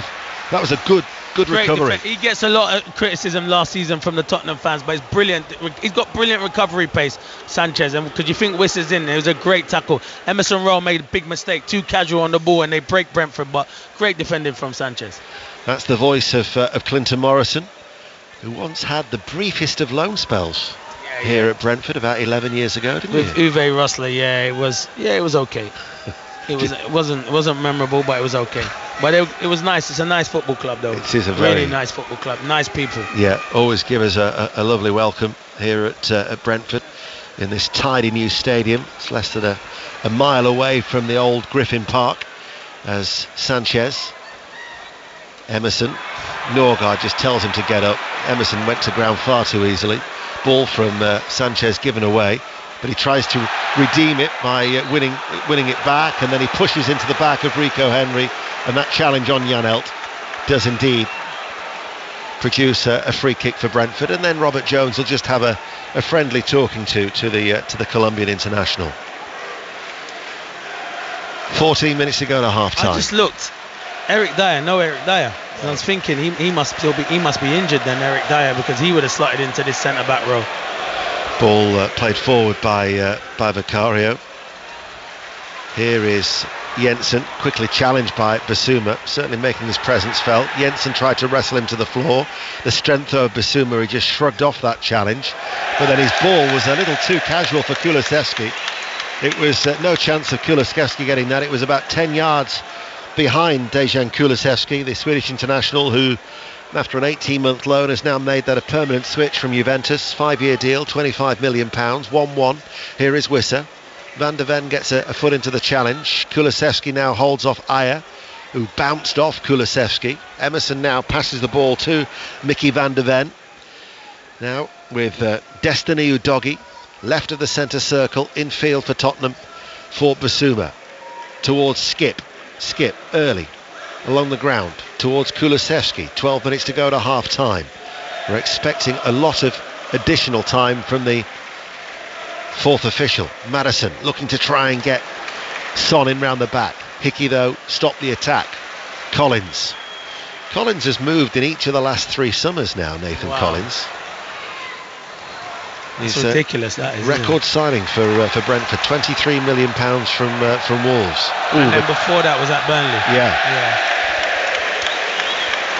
Vicario came out of his penalty area and then hurriedly got rid of the ball and then concedes a throw on that far side. Earlier in the Scottish Premiership, Celtic went away at Pittodrie, winning by 3-1. And Postecoglou's former side, Hearts, Kilmarnock, Motherwell, Hibs are both underway at 3. We'll keep you in touch with any goals of those games now that they're underway. As it's going to be a free kick to Tottenham. Kulusevski fouled by a former Celtic player in Christopher Ayer. Just settling down a little bit more, wasn't it, after that frantic period. Here is Son. Maddison makes the run out towards that left-hand side. Maddison twisting and turning in front of Collins. Left corner of the penalty area. Spurs playing from left to right as we look. Every outfield player is in the Brentford half away towards our right. Sanchez just outside the centre circle along the ground towards Kulusevski. Kulusevski being tracked by Rico Henry, passes the ball to Richarlison, nice layoff, Emerson into the penalty area, Son in the central area, shot was blocked, good covering by Hickey. Struck the knees of the Scottish international defender, and Norgard now takes over. Norgard being back for Brentford is very, very important as well. His last appearance was in April with an Achilles problem. Sanchez is now going to get a yellow card for just catching Wissa. I think that's harsh. I think he's trying to play the ball there. That is a harsh yellow card. And now Maddison's been booked as well for arguing with the referee. So Maddison's just got into the ball. I understand these referees taking this opinion of not one, but you can't ruin the game. You still, as a player, should be able to speak to a referee. Well, Maddison and Kulusevski both had a nibble at the referee with the penalty award for Brentford, and I thought with the new directives of the match officials, everybody knows the score. If you're going to go complain, if you're going to pressurise the referee and you're going to speak out of turn, it's going to be clamped down on by the match officials. And therefore when Maddison then does speak out of turn, the yellow card without any hesitation. Brentford, Wissa strikes it, Brentford lead by 2-1. Might well have taken a deflection off Nicky van der Ven, but Whistle will claim it, and Brentford have come from behind, and Brentford now lead by Tottenham Hotspur by 2-1. Same old problems for Tottenham defensively. Lose Romero, not good enough. Emerson Rowe, not good enough. Brilliant play from Rico Henry down that left-hand side, cuts it back to Wissa, and Mickey van der Ven, he stops it from going through to Vicario. He's got a comfortable save, but he's just sliding and it deflects over him into the bottom corner. It's what Brentford deserve, but same problems for Tottenham. Emerson Rowe, not good enough defending. Well, it was a ball out towards the left-hand side, pulled back, and that telling touch from van der Ven, because Wissa hit it right-footed. The keeper probably would have saved it until van der Ven, on his debut, the unfortunate Mickey van der Ven, the Dutch under-21 international, giving away. Well, will it go down as an own goal or Wissa? Probably on target. Wissa might be credited with it, but anyway, Brentford lead by 2-1, and they've turned it around. And to credit Brentford, since falling behind to that goal from Romero, they have responded very well. Spot on, Deno. They've been good. They've been really, really good since conceding that goal to Romero. You're spot on. So, thought we'd get goals today. Might even get a sending off, the way that the yellow cards are being tallied up as well. But Spurs now trail. That Romero goal that gave them the lead has been wiped out, and Brentford have edged ahead. Here is Skip. Telling though, isn't it, that at every opportunity they do put defenders under pressure by getting the ball into the box as early as they can. They do, and their wing-backs are good at it, in particular Rico Henry down this left-hand side. Son, far side. It's been subdued, the new Spurs captain in this first half so far. Here is Kulusevski. Kulusevski running back towards the halfway line, slides it towards Sanchez. Now with van der Ven. Udogie on the halfway line. Udogie waits, closed down by Mbumo. Look at this then though, everything's in front of Brentford though. You have to, as a striker, stretch the pitch, and then that will enable space if you want to play like that. It's so comfortable for Brentford at the moment. Yeah. Thing is as well, they talk about Ivan Toney's not going to be back. Ironically, I think the first game he could return is actually against Tottenham, when he's able to play, I think it's from January the 17th. But 5 Premier League games without Tony last season, unbeaten in 5. They won 4 and drawn 1. They are such a difficult side to play against. No, they are. They're hard. They're hard to play against, in particularly at home. But that's what I say. Thomas Frank, the job he's done, it's fantastic. He's brilliant. He's one of the. That's why when you talk about big jobs coming available, I'm so surprised sometimes he's not linked to them kind of jobs. I mean, the thing is that he was, I think, linked a couple of times with the Tottenham job. vacancy. Yeah. I remember that, and I was thinking, would he get that job? Obviously, Tottenham's a big football club, but he's done a brilliant job at Brentford. Well, last season he improved them by an extra 13 points. They finished 9th. They just missed out on European qualification by 2 points. It was Brentford's best league finish for 85 years. And this, remember, is only their 8th season in the top flight in their history. Their 3rd consecutive season in the Premier League. And they're leading by 2-1 with 5 minutes to go to half-time. Udogie, strong run for Spurs, out towards Son, far side the left, delivers a pacey early cross. It's a great ball. Gathered in by Flecken. He's throwing his hands in the air, Son. With Charlie, you have to get across the near post. It's a great ball from Son. It was a good play from Udogie, and it's a good ball from Son, but Richarlison has to get across the near post. Here is Henry. There's a little tug back there by Kulusevski. And because of the pressure of Spurs, Brentford have given the ball away. Janelt apologises. It'll be a throw. Emerson takes. Basuma able to turn. Unmarked midway through the Brentford half. Udogie joins the attack, rolls it out to the left-hand side. 10 yards in from the touchline is Son. Maddison is just behind him. Maddison now will send over a pacey cross, cleared by Pinnock first time towards Mbeumo, who turns away from Emerson. He's got Wissa with support, tries to release Wissa. But nobody will beat the pace of Van de Ven. But Vigario again comes out of his penalty area, passes the ball forward. Basuma now finds Maddison. Maddison drops into the centre circle towards Kulusevski. Just pops up a little bit for Kulusevski off his first touch of his right boot. Runs in field though. Spurs now trail by 2-1, 5 Live and BBC Sounds.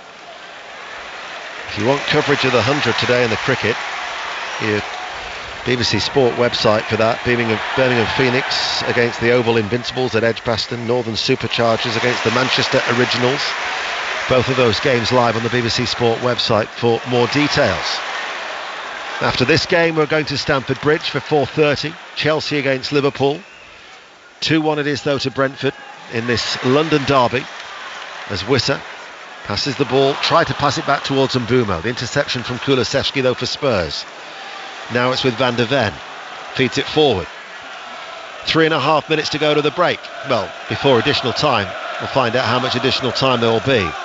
At a walking pace now at Tottenham, but again Brentford, every man, that's about the 3rd or 4th time I've said that, back behind the ball as Richarlison picks it up and tries to go the long way round on that far side the left, comes back towards Son, 10 yards up from the byline. Maddison, 25 yards out from goal. In field, Basuma at a walking pace, shifts it onto his right boot, takes a deflection, spins, and kept in play by Flecken, the keeper. Yeah, the problem is when they win the ball back from Brentford, the build-up plays too slow, so it enables Brentford enough time to get back into their shape. They have to move the ball quicker, 1 and 2 touch, but their bench is strong, Tottenham, so if they did want to make changes, it is a very strong bench. Lo Celso, I'd like to see someone like that come on, then I think he's a good player. Yeah, Giovanni Lo Celso. His last appearance for Tottenham was January 22 against Leicester City. His last 18 months he's been out on loan at Villarreal, but the Argentine international, if they're looking for a little bit of creativity, at times he's taken time to adapt to the rigours of the Premier League. Here is Son. Silence once again inside this community stadium as Spurs look to attack through Son on the left-hand side. He goes on the outside of Hickey. Header away by Aya. Good strong header too from the former Celtic defender. Nodded down by Udogie. Basuma again looks to shoot. Good block coming in from Wissa. And then Basuma prevented Wissa from running forward by putting his hands on his shoulders. He drops to his knees and it will be a free kick to Brentford, who lead 2-1 late on in this first half. Yeah, he's done all right in there so far, Basuma, but he's just got to keep moving the ball 1 and 2 touch. He's having too many touches and getting dispossessed, because you got to give credit to Brentford. The 2 strikers, Wissa and Mbeumo, they get back in their shape and putting pressure on the deep and holding midfielder, and that is Basuma. I don't know about sanitation issues. They've got issues with the Wi-Fi. I was just looking for the computer to see if there'd been any score at Fir Park or Tynecastle, and I've got that whirring motion. So I hope the sanitation issues are resolved at half-time as well, because there's going to be an influx of supporters heading to the toilets as Brentford lead 2-1. And that's going to be a yellow card to Skip, just for a pullback on Jensen. You know, you watch Tottenham, they lack legs in midfield, Lack legs in midfield, very much so. There, Jensen plays a quick 1-2, and then he just broke it into the back four. They do lack some legs in midfield. So that's the fourth yellow card for Tottenham Hotspur. Ryan Mason, of course, was booked as well. So the club have had 5 yellow cards in this first half. One of the Brentford coaching staff. So we've had 6 yellows issued by Klaus Norgard, was the member of the backroom staff who was shown yellow by Robert Jones. In an eventful first half. We're about to find out how much added on time there will be shown by Jared Gillett, the fourth official. Jensen chips this free kick in, flicked on by Collins, headed out by Emerson. Ball then from Kulusevski towards Udogi, coming forward. Now it's to Kulusevski. Son takes over from Kulusevski on this right hand side. 11 minutes of added on time. There was a big stoppage, weren't there? Yeah. Well, we've had 2 stoppages. We've had the VARs. We've had the goal celebrations. We've had a substitution. It's all exact time now. No more estimates in that respect. But 11 minutes. Here is Kulusevski. Howard Webb does believe that eventually it will settle down. On average, last season, the additional time was 8 minutes. They're estimating that when things do settle down, that the average additional time will be nearer to 11 minutes for this campaign, but we've got that in its entirety for the additional time in this first half. Yeah, it is a lot, and managers are complaining about it, but I think it's good for the fans. I do think it's good for the fans, but I can understand why the players are moaning about it. It's a lot of time added on. Kulusevski to Emerson. Bearing in mind that we had a slight delay to the kickoff as well, so we didn't get underway till about 5 past 2 because of the sanitation issues. So it's going to be a later finish than scheduled. Definitely here in Brentford, where they still lead by 2-1 in added on time. But you're right, it's all to enhance the spectator experience for improving in-ball playing time. The average in League 2 last season, I think, was 48 minutes. For the Premier League, I think I'm right in saying it was 54. So it's going to take time. It will take time, you're right. Here is Udogi to Son. Also means we're going to have to talk longer as well, Clinton. Well, that's not a problem for me and you. Well, I was just thinking for you. Yeah. here is Sanchez joining the attack to Emerson. Referee jumps and skips out of the way of the ball as play continues towards Son. Sustained spell this from Tottenham. Out to the left-hand side. Udogi's low cross was blocked by Collins. Just can't find a way through. No, they can't, because they got a good shape, and Tottenham are moving. Everything's in front of Brentford. Brentford have a good shape, but you have to get wider. Kulusevski has to hug this touchline. The thing is that the goal for Tottenham came from a set piece. Yeah. I'm struggling to think in open play what they've actually created, Tottenham, in this first half. No, they haven't created much, you're right. Here is Sanchez. Udogi goes out towards Son, left corner of the area, rolls it in short. Ball turned round by Basuma. Sanchez gives it towards Maddison. Maddison looks towards Richarlison, headed away by Pinnock, comes towards Son. And just on the edge of the 6-yard box on the far side, he hits it first time, a left-footed volley, and it fizzes wide and out for a goal kick. Yeah, it's good. That was patient build-up play, but eventually, as you just said, if you get the ball into the box, it can cause problems. Pinnock gets a touch, and you're thinking with Son's technique, could he hit the target? But it goes wide. But it's better football from Tottenham. But if you're to contrast the two playing styles so far, you've got Spurs who are being at times patient, keeping the ball and trying to create the openings. Brentford at every opportunity, ball in the box. Yeah, because it suits them, and they've got strikers who want to get in the box and score goals in Vissa and Buemo. So, and they got wing backs who get forward and hug the touchline. Tottenham's fullbacks are playing in that inverted midfielder, so there's not enough width. Former Irish international Clinton Morrison here on BBC Radio 5 Live. Basuma's early ball, Son crowded out very, very quickly, but it's going to break towards Emerson. Emerson thought about the shot. Instead, he passes the ball out wide right to Kulusevski. A little bit further than maybe the Swedish international intended, but he does keep the ball in play. Tottenham are still threatening, trailing 2-1. Emerson tries to make a run into the penalty area. Slice clearance by Ayer, big up and under. Help further away by Jensen. Udogi turns it towards Maddison. Maddison closed down by Jensen, and then he was fouled. Jensen, shot comes in. Oh, good goal. Good goal. Emerson hit it first time. Whilst Maddison was appealing for a free kick, the referee played the advantage, and in fact Maddison now acknowledges that and shakes the hand of the referee because it just came towards Emerson, hit it first time, finds the bottom left-hand corner, and Spurs are level in injury time 2-2. Yeah, it's a good game and it's a good finisher from Emerson Rowe. He's been better going forward than he has defending. Deno. I do actually think he's comfortable in possession, but you're right, it was good play, patient build-up play, ball come to Maddison. It's a good finishing from Emerson Rowe when it comes to him. But credit the referee. He did play advantage. He could have blew up, but it's a good finish right into that bottom corner. Game on. Because I think it probably would have been a free kick. Yeah, it's a good finish. But it would have been a free kick. You're right. It was an excellent finish by Emerson. Scored 2 goals last season. But it was, again, as you said earlier on, Clinton, you know, he's going into this inverted role, the central areas at times. And he just hit it first time, didn't he, from the edge of the area? Yeah, he did. As I said, he's always, you look at him, he's better going forward than he is as a defender anyway. He loves going forward, and you're right. That inverted role he's playing in midfield, it does put pressure on Davison Sanchez and Mickey van der Veen to defend properly. But so far, so good for Tottenham. It's a good goal just before half-time. But if you're quick to criticise referees, then equally you've got to be quick to praise. Definitely. And that was excellent refereeing from Robert Jones. Rico Henry, meanwhile, is away. Brentford comes out towards Jensen. Jensen feeds it now towards Mbumo, right-hand side of the penalty area. More goals in this game. Sends over a cross. Rico Henry is there, and then the effort from Janelt.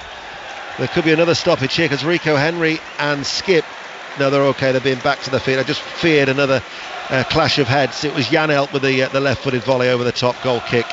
You know what? It's brilliant from Rico Henry again. This is what I say about Emerson. Emerson's here and Skip to close in. Kulusevski. He goes past Emerson's like he's not there. So this is what I'm saying. He's not a good defender, Emerson, but he's comfortable in possession. In one-on-one situations, he struggles massively.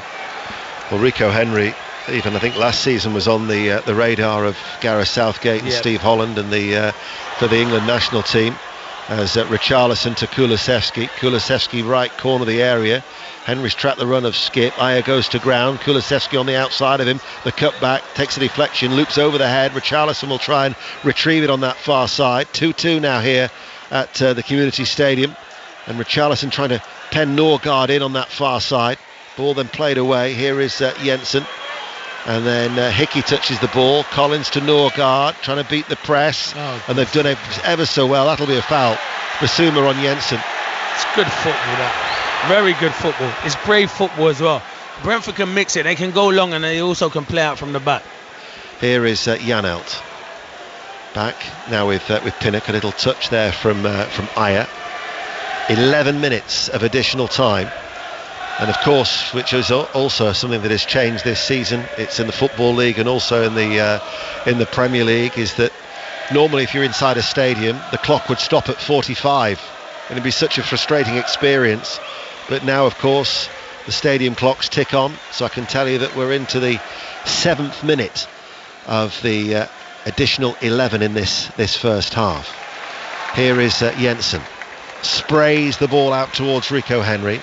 Emerson, though, will get there first in this topsy-turvy game and then just lets it run out of play for a goal kick at 2-2. Good game, though. Good game. Very good game, first off. I had a prediction. I'm not telling you to the end of the game, but it's getting very close, my prediction. 3-3. I ain't telling you to the end of the game. Wait. Well, it clearly wasn't 1-0, 1-1, no 2-1 chance. or 2-2. No, it wasn't. But I did say there'd be a lot of goals in the game. But you anticipated goals when you arrived. I did. When you eventually arrived. I knew that was coming. Clinton Morrison with us here on BBC Radio 5 Live. Thomas Frank turning around into that technical area. We're quite low down here in the main stand. We're just right at the halfway line as Aaron Hickey passes the ball back to Mark Flecken. kept the most clean sheets in the Bundesliga last season, did the Dutch international, as Freiburg finished 5th. As Maddison's got to be careful. Yeah, he has. He just give a free kick away, but it's not giving a free kick away, it's holding on to the ball. I think that low 5, acknowledging Robert Jones, probably just saves him. Work wonders. You say, well done, ref, for that. Well done, referee. Getting back in the referee's good books. Exactly.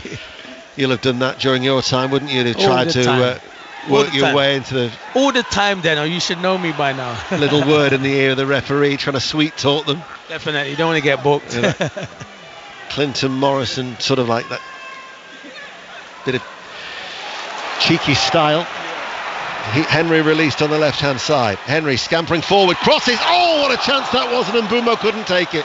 On the half volley on the far side. Again, the direct approach from Brentford. Great running from Rico Henry on the left-hand side.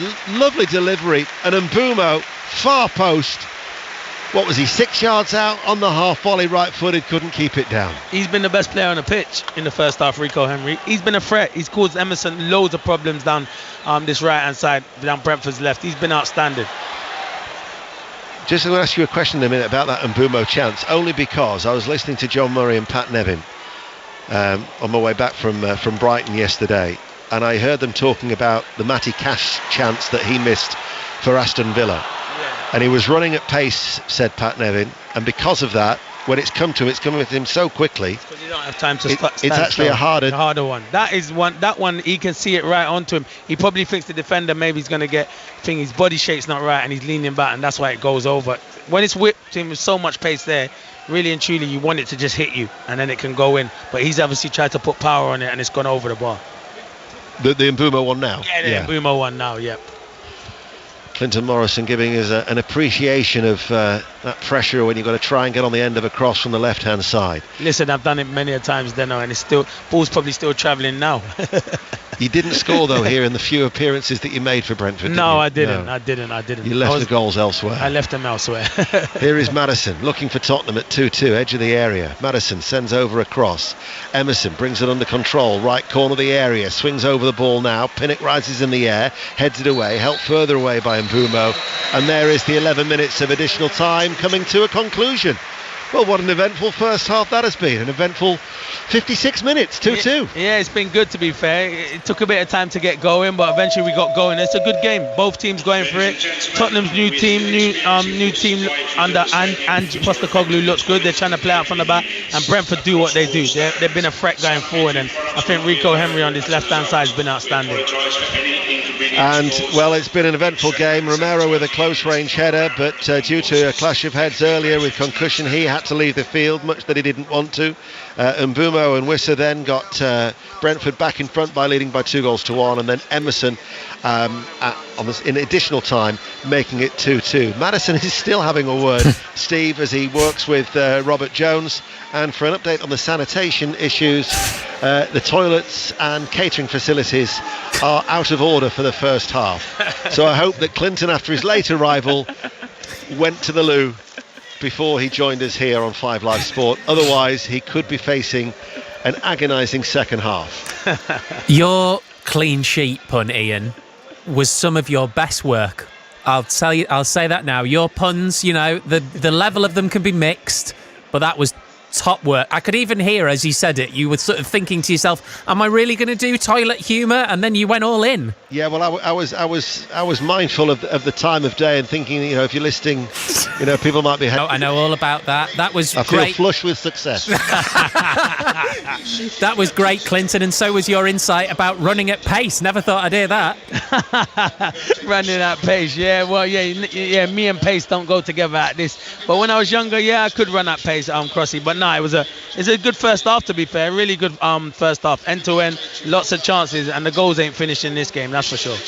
You two can give your pipes a rest then, Clinton Morrison and Ian Dennis at Brentford 2, Tottenham 2. Great first half. Of course, we'll bring you second half commentary on Premier League Sunday. Chelsea-Liverpool to come at 4:30. Celtic beat Aberdeen earlier today in Scotland by 3-1. We've got more to come on the 100 and the Women's Open over at Walton Heath as well. But we'll get the news now on 5 Live with Stuart Clarkson. You'll have to go some. to be as good as the game that we've got going on right now. Half-time between Brentford and Spurs, 2-2. Clinton Morrison is with Ian Dennis. And we're about to get underway. Yes, 2-2 between Brentford and Spurs, and Tottenham Hotspur playing from right to left as we look in their change strip, that charcoal grey shirts and shorts with the white socks. Get us back underway against the Brentford side in their red and white shirts and black shorts. Mark Flecken in goal for Brentford, a back three of Aya, Pinnock and Nathan Collins. Rico Henry and Aaron Hickey are the wing backs, left and right respectively. Janelt Norgard Jensen in midfield, and Bumo and Wissa are the two up front. And for Tottenham Hotspur, who were forced into an early change, which I'm led to believe at half-time, Romero going off the field of play wasn't described or classified as a concussion substitute, so therefore they're only going to have two more opportunities to make changes in the second half. But at least that would mean then that he wouldn't, well, depending on whether he was concussed, whether he'd be missing then for the minimum 7 days, if that is the case. But anyway, his replacement is Sanchez. But in goal they've got Vicario, they've got Emerson at right back, who's on the ball now. Maddison delivers the ball, might come out to Udogie. So Sanchez and Van de Ven are the two central defenders. Destiny Udogie is the left back. Basuma, Maddison skip in midfield. Kulusevski, Son and Richarlison. And the other thing as well, I know we were being a little bit light-hearted at the end of the first half and talking about the sanitation issues that meant that there was a 5-minute delay to this game. I just went to wash my hands in the toilet. Yeah. And there's no water. So yeah, but also you can't. The catering facilities are closed. The toilet facilities are closed. Wow. The players can't shower, and they weren't able to water the pitch. Wow. So here is Son. Meanwhile, Jensen has gone down off the ball. Maddison passes the ball to Kulusevski. Kulusevski onto his left foot, pulls it to Maddison. Maddison shoots, and Flecken makes the save. Left-footed, low, through a crowd of players. But they're going to throw the ball out of play because Jensen has gone down, and there's going to be another stoppage. We had, incidentally, 11 minutes of additional time in the first half. Wow. How much do you think we'll get this half? I'm going to go 7. Let's just start. Well, they used to estimate 30 seconds for each substitution, but Yes. now it's going to be exact time. So straight away, you're going to have the added on time now for Jensen, who looks like he's got a thigh problem with his left leg. Yeah. I wouldn't be surprised if, well, depending on how many substitutions, I think will be the significant factor in the answer to your question. It will. I'll give you a bit more time, and you can tell me nearer the end. Yeah, well, just like you might be able to tell us what your goal prediction was at some point. I'll tell you now. Go on. 3-2 Tottenham. 3-2 Tottenham. Okay. Our producer asked me on my way down, and I said, 3-2 Tottenham. Right, okay. So I'm not a million miles away, am I? No, you're not. No. They actually haven't won at Brentford since 1948, albeit there's only been 7 visits since that 2-0 win at Griffin Park. Goals from Peter Buchanan and Fred Monk. But Jensen is unable to continue. Now here we're going to see Damsgaard coming onto the field of play. He's a Danish international, signed from Sampdoria last summer for just over £16.5 million. He had a very frustrating season last season because he was diagnosed with an infection. It was like a reactive arthritis, and it caused swelling around the joints. And actually, what didn't help the problem for the young Dane is that it was been misdiagnosed. Oh, that's not good. So that didn't necessarily help with the recovery. And when they did eventually find out what the infection was, the tablets quickly cured up that particular problem. But we're yet to really see the best of Damsgaard. But led to believe that during the summer they've been doing their best to try and bulk him up a little bit, because he is he's a talent, that's for sure. He is a talent, and he's a slight figure, isn't he, Damsgaard? But he has come on for his fellow Dane. 2-2, BBC Radio 5 Live, 5 minutes into the second half. And the ball goes back to Vicario, all in blue, gets it onto his left boot, clears it away. Maddison thought he was fouled by Collins, the referee says not. Ball slipped into the path of Norgard, looked for the cutback, closed down well by Emerson. Last touch off Norgard, that'll be a goal kick. And Emerson gets the high fives from Van de Ven for what has been a an entertaining game of football. No, it has. It was good defending there from Emerson. Really good defending. He saw that Norgard was making a good run in behind and defended ever so well. But it has been a good game. It has. I just hope there's goals in this second half. Incidentally, no goals as yet at Tynecastle or Fir Park between Hearts and Kilmarnock and Motherwell Hibs in the Scottish Premiership. Earlier, Celtic joined St Mirren on 6 points, 2 wins out of 2 in the embryonic stages of the Scottish Premiership campaign after a 3-1 win away at Aberdeen. We'll keep you in touch if those scorelines change in the Scottish Premiership. But here we are in West London, a little bit more cloud cover now above the Community Stadium here, as Basuma coming forward for Tottenham Hotspur to Maddison. Maddison caught by Damsgaard. Now, of course, not every foul has to be a yellow card. Yes. I think there was an attempt to play the ball from Damsgaard and no action is taken, but Spurs take that quick free kick. Udogie to Son. Son up against Hickey, runs on the infield. Damsgaard stops him from going any further infield and passes the ball back to Van der Ven. Every outfield player of Tottenham Hotspur now is in the Brentford half away towards our right. It's the Spurs travelling support who find their voice as the ball now is played to Son. Level the penalty area on the left to Richarlison with his back to goal. Richarlison looking to turn, enters the penalty area. Sharp play by Richarlison, he wins a corner kick. Good play from Richarlison, really good. He stands up Pinnock and then he rolls him. It's really good play and does well to win the corner. That's what you want to see Richarlison, link the play and then get into the box.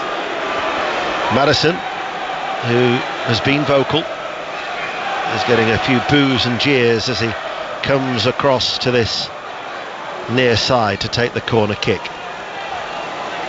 Left arm aloft, should be a right-footed corner kick. Indeed it is. Comes off the head of Sanchez, and that wasn't a good clearance at all from Ayer. It actually went in the opposite direction from where it was intended, off his right boot, and he's conceded another corner. He didn't want to use his left foot, then. That was it. It was meant to be a left foot clearance. He tried to clear with his right foot, and you're right, just spun off. So Maddison has trotted from the left towards that far side, the right, and then deliberately, in an impish manner, deliberately places the ball out of the quadrant and then rolls it back inside just to wind up the Brentford fans. Now he delivers the corner kick.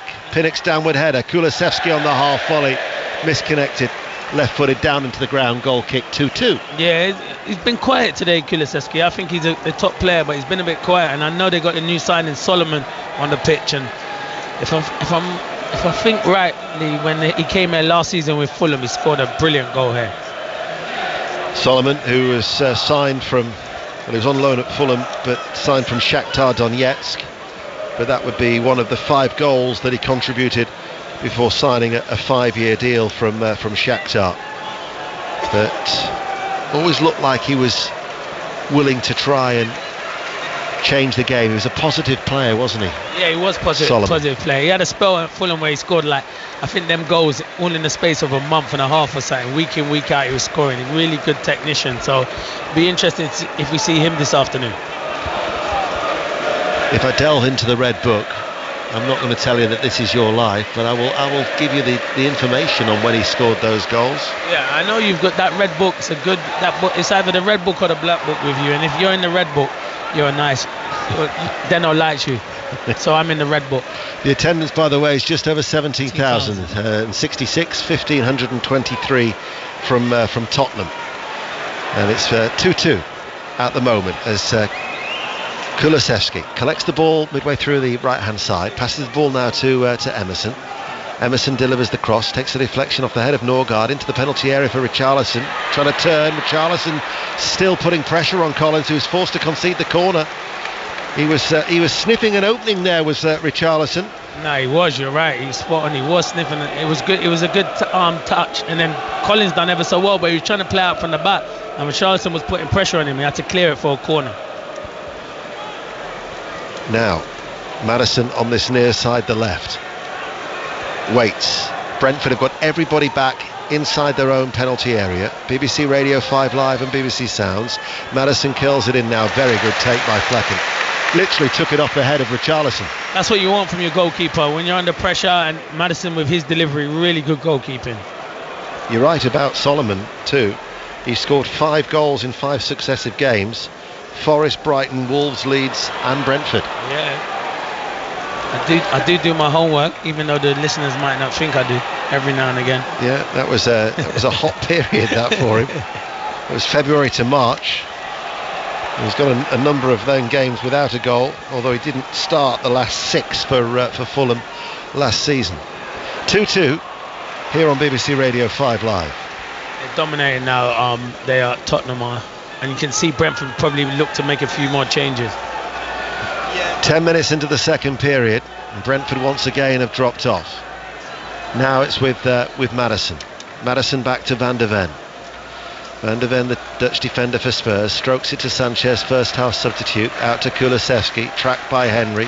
Kulusevski's forward ball, Richarlison trying to go around Pinnock, but Pinnock holds him off. Pinnock forced towards the corner flag on that far side, under pressure, clears the ball out of play for a throw. And it's taken quickly. The multi-ball system is in operation. Spurs looking to try and build the pressure here on the hosts. As out by Ayer. Again, didn't look too comfortable, the ball at his feet, did Christopher Ayer. Conceded a throw. And as you say, Clinton, Spurs are seeing a lot of the ball here. No, they are. They're dominating. Brentford can't get out at the moment. Maddison finds Son. A few yards in from the left touchline. Level the penalty area. Back towards Van de Ven. Left-footed defender passes the ball infield to Sanchez. His forward pass to Emerson. Out towards the right. Kulusevski goes on the outside of Henry, delivers the cross. Good header away by Hickey under pressure. And then hooked further clear by Janelt.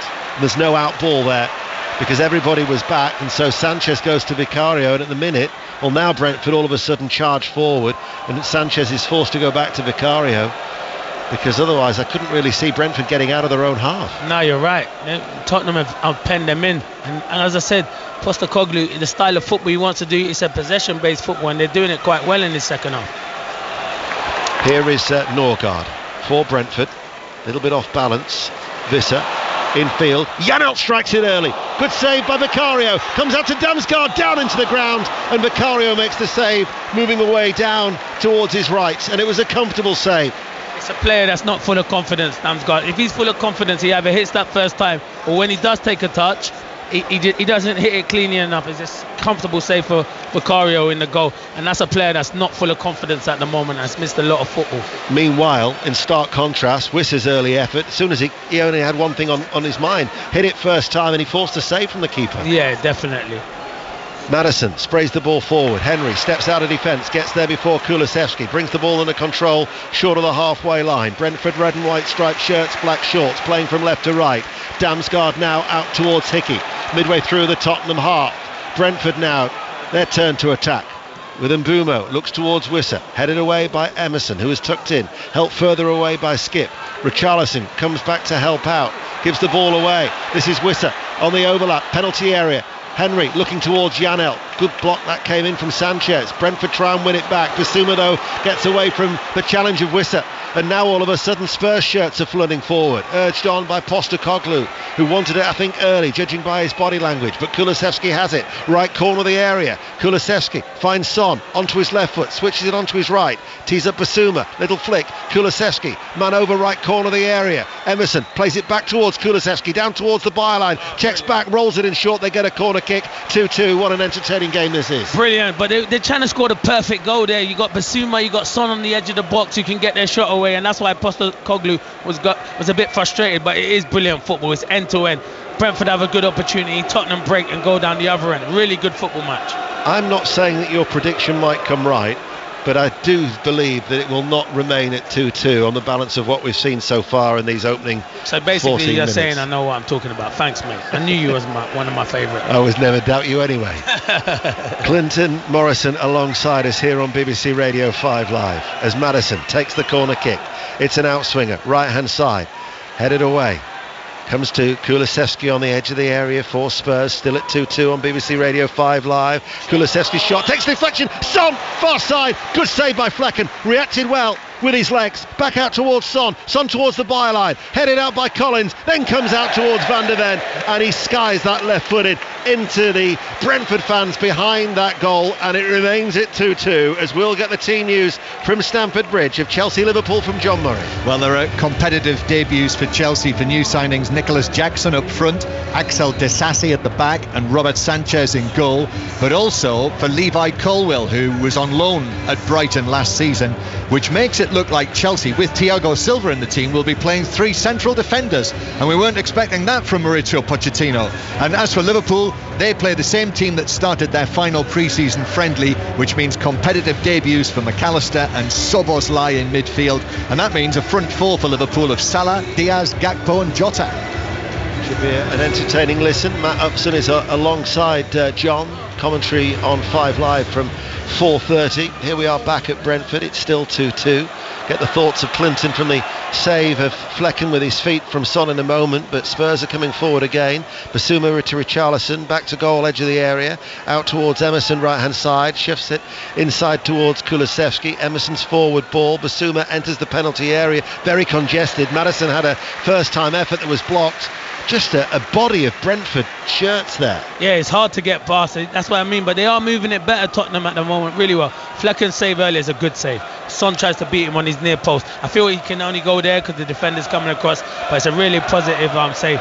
See, if I'm Tottenham now, I'm probably throwing on an extra attacking midfielder in Lo Celso. Maybe sacrificing Skip because he's been on the yellow card, and you're dominating possession at the moment. Postecoglou watching, hands on hips down below, the burly figure of the 57-year-old, signed a 4-year deal. The last 10 managers, if you include caretakers for Spurs, only Andre Villas-Boas lost his opening game against Newcastle United back in 2012. It's 2-2 here. Son in a wrestling contest with Hickey, he's clearly being held, and it'll be a yellow card for Hickey. Brilliant play from Son. He uses his body ever so well, and he's done well against him, Hickey, so far, because Son hasn't been at it. He's been very good in his second half, but Hickey's done well. But it's good touch and good strength. Well, yeah, Hickey's shown a yellow card on his 100th club career start for the Scottish international. 62 minutes played, and gives a free kick to Tottenham Hotspur, who are 30 yards out from goal. Brentford have got everybody back. The same scoreline when these two sides met on Boxing Day.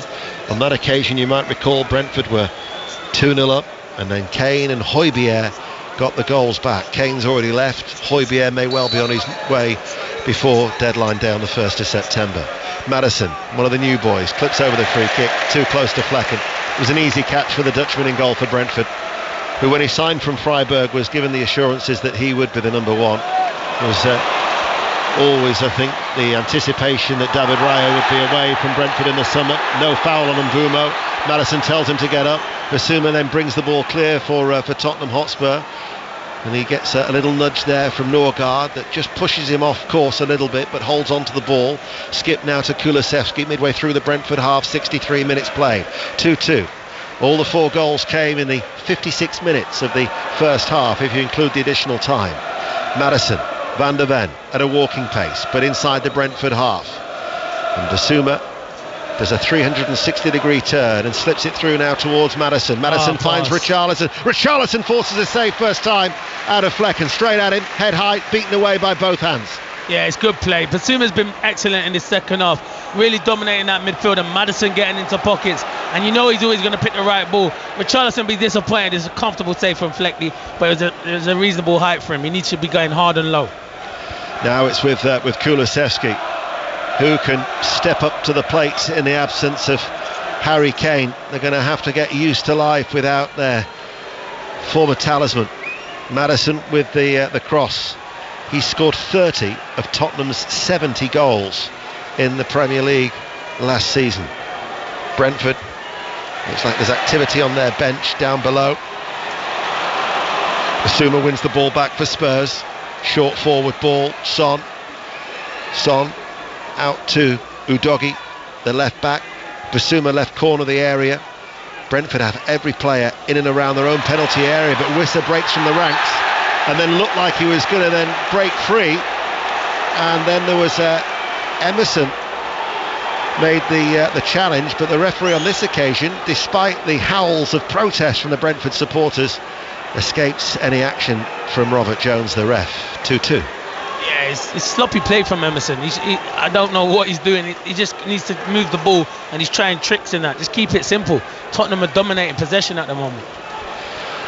Ball hoisted high to Henry, far side the left.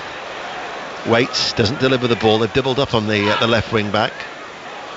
Now it's with Ayer, who's joining the attack on that far side the left. Henry's cross blocked by Emerson, falls to Norgard.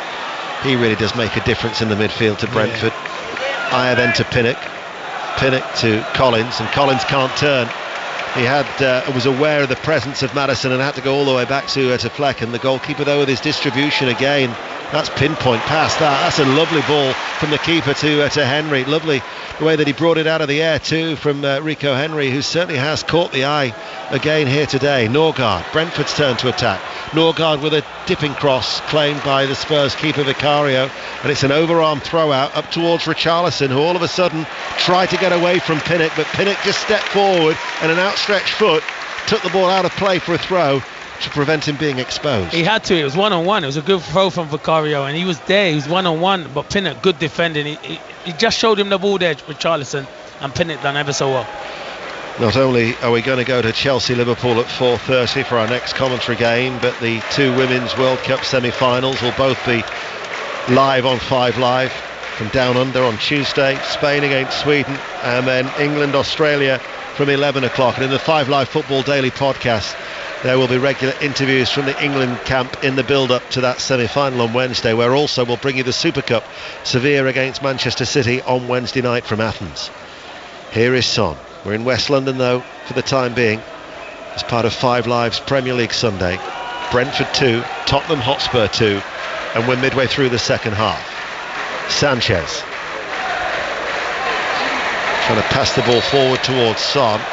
The referee's now going to bring play back for a late challenge on Sanchez from Wissa. He's lucky because the pass was terrible, to be fair, and he gets away with one because Wissa catches him late. Again, though, another good example of the referee trying to let the game flow. That's what you want. You want it to be free-flowing, and it has been in this second half. Referee's done well.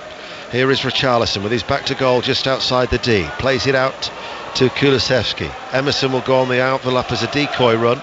Ball in field. Cleared inside the penalty area by Collins, volleyed away then by Janelt. Because they defend so deep, Brentford, they don't have that one person. That's where they're missing Tony, to hold the ball up when it is being cleared at the moment. Here is Emerson to Basuma. They're trying to find a way through at the moment. They're probing as Spurs. Here is Udogie, who pops up in a central area, and Udogie surges into the penalty area, and then with a cut back towards Richarlison, headed away just in front of the Brazilian, but won back by Tottenham. No way out for Brentford. They're on the back foot at the moment, the home side. Postecoglou watching on as Basuma makes a run, tries to thread a small ball through towards Richarlison. Stopped. Maddison wins it back. Brentford at the moment can't get out of their own half. No, they can't. And when they do get out, they've got to be able to keep the ball better than that. It's just coming straight back at them. They're defending ever so well, but they can't get out. You're spot on there. Here is Vicario. Vocal support from Tottenham in that far side as Richarlison's layoff towards Maddison. The runners off the ball are Skip and Kulusevski. Spurs get a throw on that far side, the right. You do wonder. I think Papi Sarr's coming on and Ben Davis. Well, we're going to see Sharda, Roeslev and Baptiste, I think. Yeah, that's Baptiste. And so there's going to be... And then Tottenham are making... I don't understand bringing on a fullback and a midfielder like Sarr, because it's like for like, basically. I think you can go on and win the game, but maybe, as I said, this is still early, in kind of the pre-season. I'm saying, I know the season starts, but you don't get your fitness up until at least 5 or 6 games. Your match fitness, sorry. Well, Thomas Frank is going to make the 3 changes. Son, meanwhile, on the left-hand side towards Udogie. Links up. Son, the captain for Spurs now, takes it on towards the byline. Hickey, though, stands up towards him. The ball doesn't go behind. Instead, he rolls it down the line towards Mbumo, and then diving in is Van der Ven, and the ball goes out of play for a throw. Sharda who incidentally was on loan last season from Freiburg, but that was made a permanent deal. For a time it was a club record signing until Collins arrived. £22 million for Kevin Schade, who might offer that little bit of pace. Yeah, he is quick. Now Schade is quick, very quick, and he can stretch them in behind to get them up the pitch. And as you say, Shandon Baptiste will be the other player who's going to be coming on. Sarr and Davis are going to be the changes for Tottenham Hotspur. So we're going to have 5 substitutions in a moment. 2-2. And we've got 19 minutes remaining of normal time. Ball back with Pinnock. Out from his feet well. Finds Damsgaard in the centre circle. Now Mbeumo released up against Udogie, the left back. Mbeumo looking for some support. Udogie's holding on to Mbeumo. Bit of a wrestling contest, and eventually Udogie goes to ground, and the assistant referee gives it in favour of Tottenham, when really it was Udogie who pulled on the shirt of Mbeumo first of all. Yeah, he did, but the linesman's there though. He's 5 yards away. He did after Mbeumo did pull on Udogie, but I thought it was good defending from Udogie because Mbeumo was in behind. Really good defending from the youngster, and he's done well this afternoon so far. He's only 20 years of age, the Italian under-21 international, signed a year ago from Udinese for £18 million and then loaned back to Udinese last season. Right, here come the changes. So we've told you who's coming on: Schade, Baptiste and Ruislev. It is Hickey who's going to be coming off. Visser's one as well. Visser's one, and Norgard. Ruislev for Hickey. Baptiste comes on for Norgard. No surprise, bearing in mind his last appearance was April due to that Achilles problem that hampered him last season. And then Schade comes on for Johan Wisser. So that's the Brentford changes, and Tottenham are going to be bringing on a double change of Davis and also Sarr. Pape Sarr. Yeah. And then now it might be it might be more, because I'm seeing Perisic get ready as well. So yeah, it's Perisic as well, so it's a triple substitution from Tottenham. So play is still going to get underway without the changes, because as you say, they're going to add Perisic to that as well. So Tottenham's changes are on hold for the time being. Of course, they've already been forced to use one change with Sanchez in the first half with that head injury just seconds after he'd given Tottenham a 1-0 lead. They then fell 2-1 down, and it's now at 2-2. Still, those final instructions are getting across to the players from Ryan Mason. Flecken. Ball goes back to Pinnock. It was Shandon Baptiste who held on to it as I don't think he was too aware that Skip was so close towards him. But here is Baptiste now. Forward ball. Reaches Schade. Schade running forward in towards the penalty area. Gathered in by the keeper. He has a better touch. He's in there then. It's a good ball from Baptiste. I don't know if he was aiming for Schade, but really good play from Brentford, from Collins, and yeah, he should really be doing better with his first touch. Vicario clears it long away downfield, headed forward by the blonde-haired Ruislev. Back it goes to him. He passes the ball back to Flecken. There's the Danish utility player. There's now Collins, switches play from the right to the left. Emerson cuts it out though, preventing it reaching Rico Henry midway through his own half. Comes across Skip, lets it come across his body, holds off Baptiste, plays it back to Van der Ven. Didn't necessarily go down as an own goal earlier, by the way. It was credited to Wisser, as the ball from Vicario puts Sanchez under all sorts of pressure, and he concedes a throw due to the attentions of Schade. So Brentford have a throw on the left, and now here comes the triple change for Tottenham Hotspur. So Skip is going to be coming off, and Son. Wow, surprised at that. So Sarr replaces Skip in the midfield. Perisic is going to be replacing Son, who now hands the captain's armband to Maddison, who along with Romero has been named as vice captains this week. And Ben Davis. They've held that on. He was coming on for Udogie, but Udoggie's done well. I wouldn't know why you'd want to make a change at fullback, especially when he's done well. So it means that they've just got one more opportunity to make further substitutions, but the Spurs captain Son is off. 15 minutes remain of normal time. BBC Radio 5 Live and BBC Sounds. It's 2-2. Ball played forward by Henry, headed forward then by Collins, cleared on the full by Van der Ven. Out of it goes for a throw to Brentford. You know, I'm surprised he's not brought Solomon on. He's a new signing, and that's why he wants to play in one of them wide areas. I'm very surprised at that.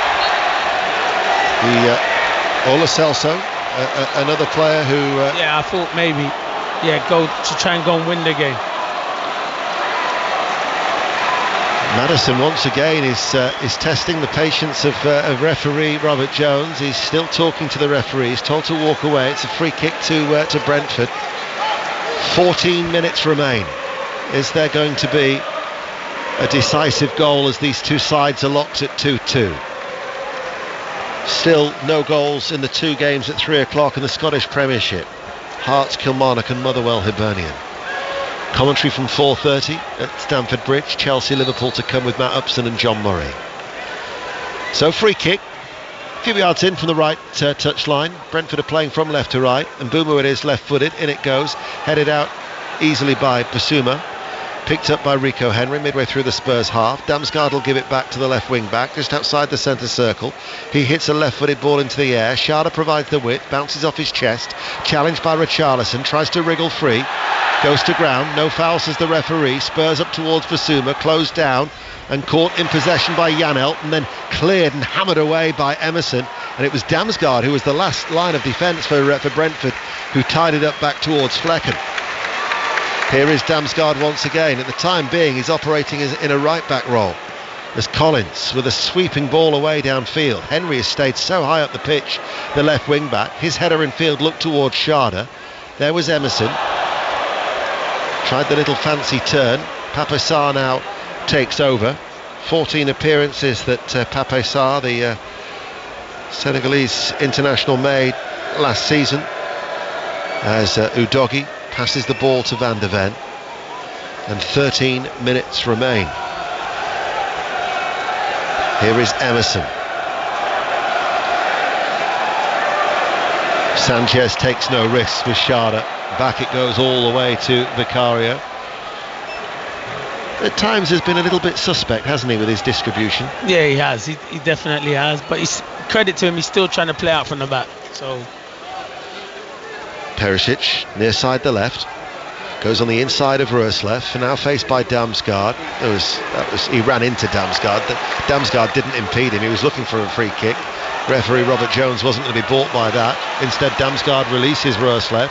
His early ball strikes Van der Ven. Balloons up behind him. Van der Ven goes in for a challenge with Schade, are coming together inside the penalty area, and the referee says no.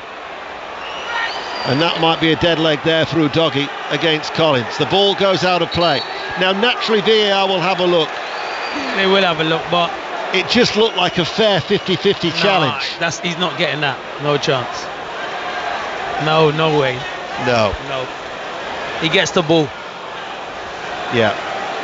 Didn't think it was... earlier on when we said it was a penalty with Jensen, we went naturally with penalty. We did, yeah. There it just looked like a fair old challenge between the two. Hearts 0, Kilmarnock 0.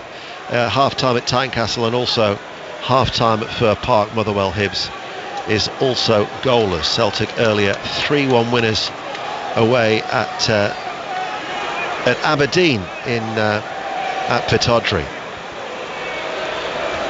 So VAR would have had a look.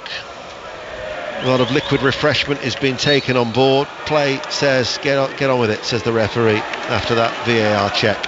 Tony Harrington quite rightly saying that was no penalty. Match of the day 2 tonight, by the way, on BBC One at 10:30. Here is Basuma. Not only you can see the highlights of both of today's games, but also all the goals from yesterday. Perisic away from Roerslev, delivers an early ball in, left-footed, caught by Flecken. Handling has been assured by the Dutch international, as he holds onto the ball, all in pink in the sunshine. And it looks like Brentford are going to make their final opportunity of changes as further activity is taking place down towards our left as we sit low down in the main stand here in the community stadium. Patches of blue sky. Cloud cover though is lifting. The clouds are high. The sun now starting to shine here in West London on a very pleasant afternoon with 10 minutes remaining of normal time. Collins goes to ground far too easily with Maddison. Again, putting pressure on Robert Jones. I mean, that wasn't, I wouldn't say that's a foul. No, I wouldn't say it was a foul. I agree with you. But he's got to be careful because he's on a yellow card. You're right. And if he's not careful, very soon, persistent defending, as that was a tug back from Rico Henry on Van der Ven. They're baying for him. The fans want him off, so he has to be careful now. But he's doing another Clinton Morrison trick. He's talking. He's in the ear of the referee. They're still talking to each other. Here is Basuma. Emerson passes the ball to Kulusevski, far side, with 9 minutes remaining. The next goal could be crucial. I don't think we'll get the level of added on time that we had in the first half. We had 11 minutes in that first half. It was the ball from Van der Ven to Perisic. Udogie's gone on ahead of him. Perisic tries to clip it into the path of Richarlison but was blocked. Picked up by Damsgaard. Roersleff is the outlet on the outside of him. On this near side, the right, he passes the ball forward towards Damsgaard and Van der Ven comes across, and that was a no-nonsense bit of defending. No time to admire where it went because with a multi-ball system, Brentford have taken the throw quickly on the right-hand side. No, they have. Roersleff, he just didn't have the pace to go past him. But you know what, Van der Ven, he's done well. He is quick as well. You did say he was quick. He is quick. Six-year deal. He's adapted to life in the Premier League. I know it's only one game, but he looks good. He's only 21 years of age as well. Roersleff puts it in early from the right-hand side, a fraction too close to the goalkeeper. And Guillermo Vicario dives forward, all in blue, to gather it in, then drops it to the feet of the player who we've just been talking about, the £34.5 million signing from Wolfsburg. 8 minutes of normal time remaining. Here is Emerson. Now with Pape Sarr on the halfway line. Now it's with Basuma. Basuma in the centre circle to Maddison. Maddison. He's trying to complain to Richarlison about a lack of movement. I think he was just waving his left arm around a little bit. There was Maddison. All of a sudden, it just feels as if the pace has slowed down a little bit in these closing stages. Here is Udogie on the ball now, out to Perisic. 7 minutes remain. Udogie makes the run towards the byline, passes it back to Perisic, delivers a right-footed cross, and the header from Pape Sarr at the far post was a rather tame one. There wasn't a great deal of power off his head there. No, there wasn't. Long ball downfield to Schade. Saw him last season, and Schade tended to play out wide. They might have to try and adapt their way of playing, and he might have to be a number 9, use his pace to try and stretch defences. But yeah, when you're under pressure like this, I think you're spot on there now. That's when you need to stretch them, because it just keeps coming back, and as I said earlier, they haven't got that Ivan Toney who can hold the ball up and relieve pressure. Pape Sarr leaves it now to Kulusevski, crosses into the penalty area. Perisic had made the run, and Perisic almost got on the end of that. It's gone out of play for a goal kick, as we're going to see. Well, it says Zanka, but of course it's the former Huddersfield defender Matthias Jorgensen. That's his nickname. But Jorgensen is coming on, and the player is coming off is Aya. And that's no more changes allowed now. They've used their 3 opportunities in this second half of Brentford. But fresh legs for the closing stages for Jorgensen to replace Aya. With 6 minutes remaining. 2-2, BBC Radio 5 Live. Janelt heads it forward. Mbeumo, that was a nice cushion touch on the top of the left boot. Falls to the floor, gets a free kick. A challenge from Udogie. And this is a dangerous position that Brentford, with the aerial threat that they would always pose at set pieces. Maddison again is talking to the referee. It's been an ongoing dialogue, I think, between Maddison and Rob Jones. Yeah. He's just been playing up all afternoon, isn't he? In the referee's ear, in his ear. So for this free kick, which is about 6 yards away from the right corner of the penalty area, Tottenham have got everybody back. It's 2-2, 5 minutes remain. You're listening to BBC Radio 5 Live. Damsgaard, if he wants to take it right-footed, or Mbumo for the in-swinger left-footed. Janelt has just walked away. Only one in the wall, who is Maddison. Spurs have everybody back. Damsgaard right-footed, kills it. Headed out easily, didn't beat the first man. Pape Sarr with a header as he stooped. Damsgaard plays it back down this near right-hand side. Mbumo towards Janelt, but strong defending from Emerson. Out of play it goes. He ushers the ball out for a throw. 4.5 minutes of normal time. Janelt has just picked up there's a knock slightly. He was just touching his heel there. They're not allowed to make any more changes, but he looks okay to continue. As the sun shines brightly now, and it's 2-2 still, with all the goals coming in the first half here at the Community Stadium. They're going to go long with a throw. There's the signal. Everybody runs into the penalty box. It's a very crowded penalty area. It's a long throw in now. Schade with a flick on. Might come to Roerslev. Hits it right-footed. Flick on by Janelt. Played back in. That's a goal. Almost it kept alive at the far post. What an effort that was from Jorgensen. They're appealing for handball as well. It was a cross-come shot, but it was dropping very, very awkwardly for Vicario. Not too sure actually if it shaved the front of the crossbar. But Jorgensen almost caused the keeper much embarrassment. He plays the ball forward to Schade. Schade lifts it over the goalkeeper. And Schade catches, or is caught rather, by Vicario, but it was after he'd clipped it right-footed. It went over the top. They're looking for a penalty, but it'll be a goal kick. I don't know where Vicario's coming there, and Schade, he should just take, if he sees him coming, he's got to be more clever. He tries to lob him. Why does he not take a touch?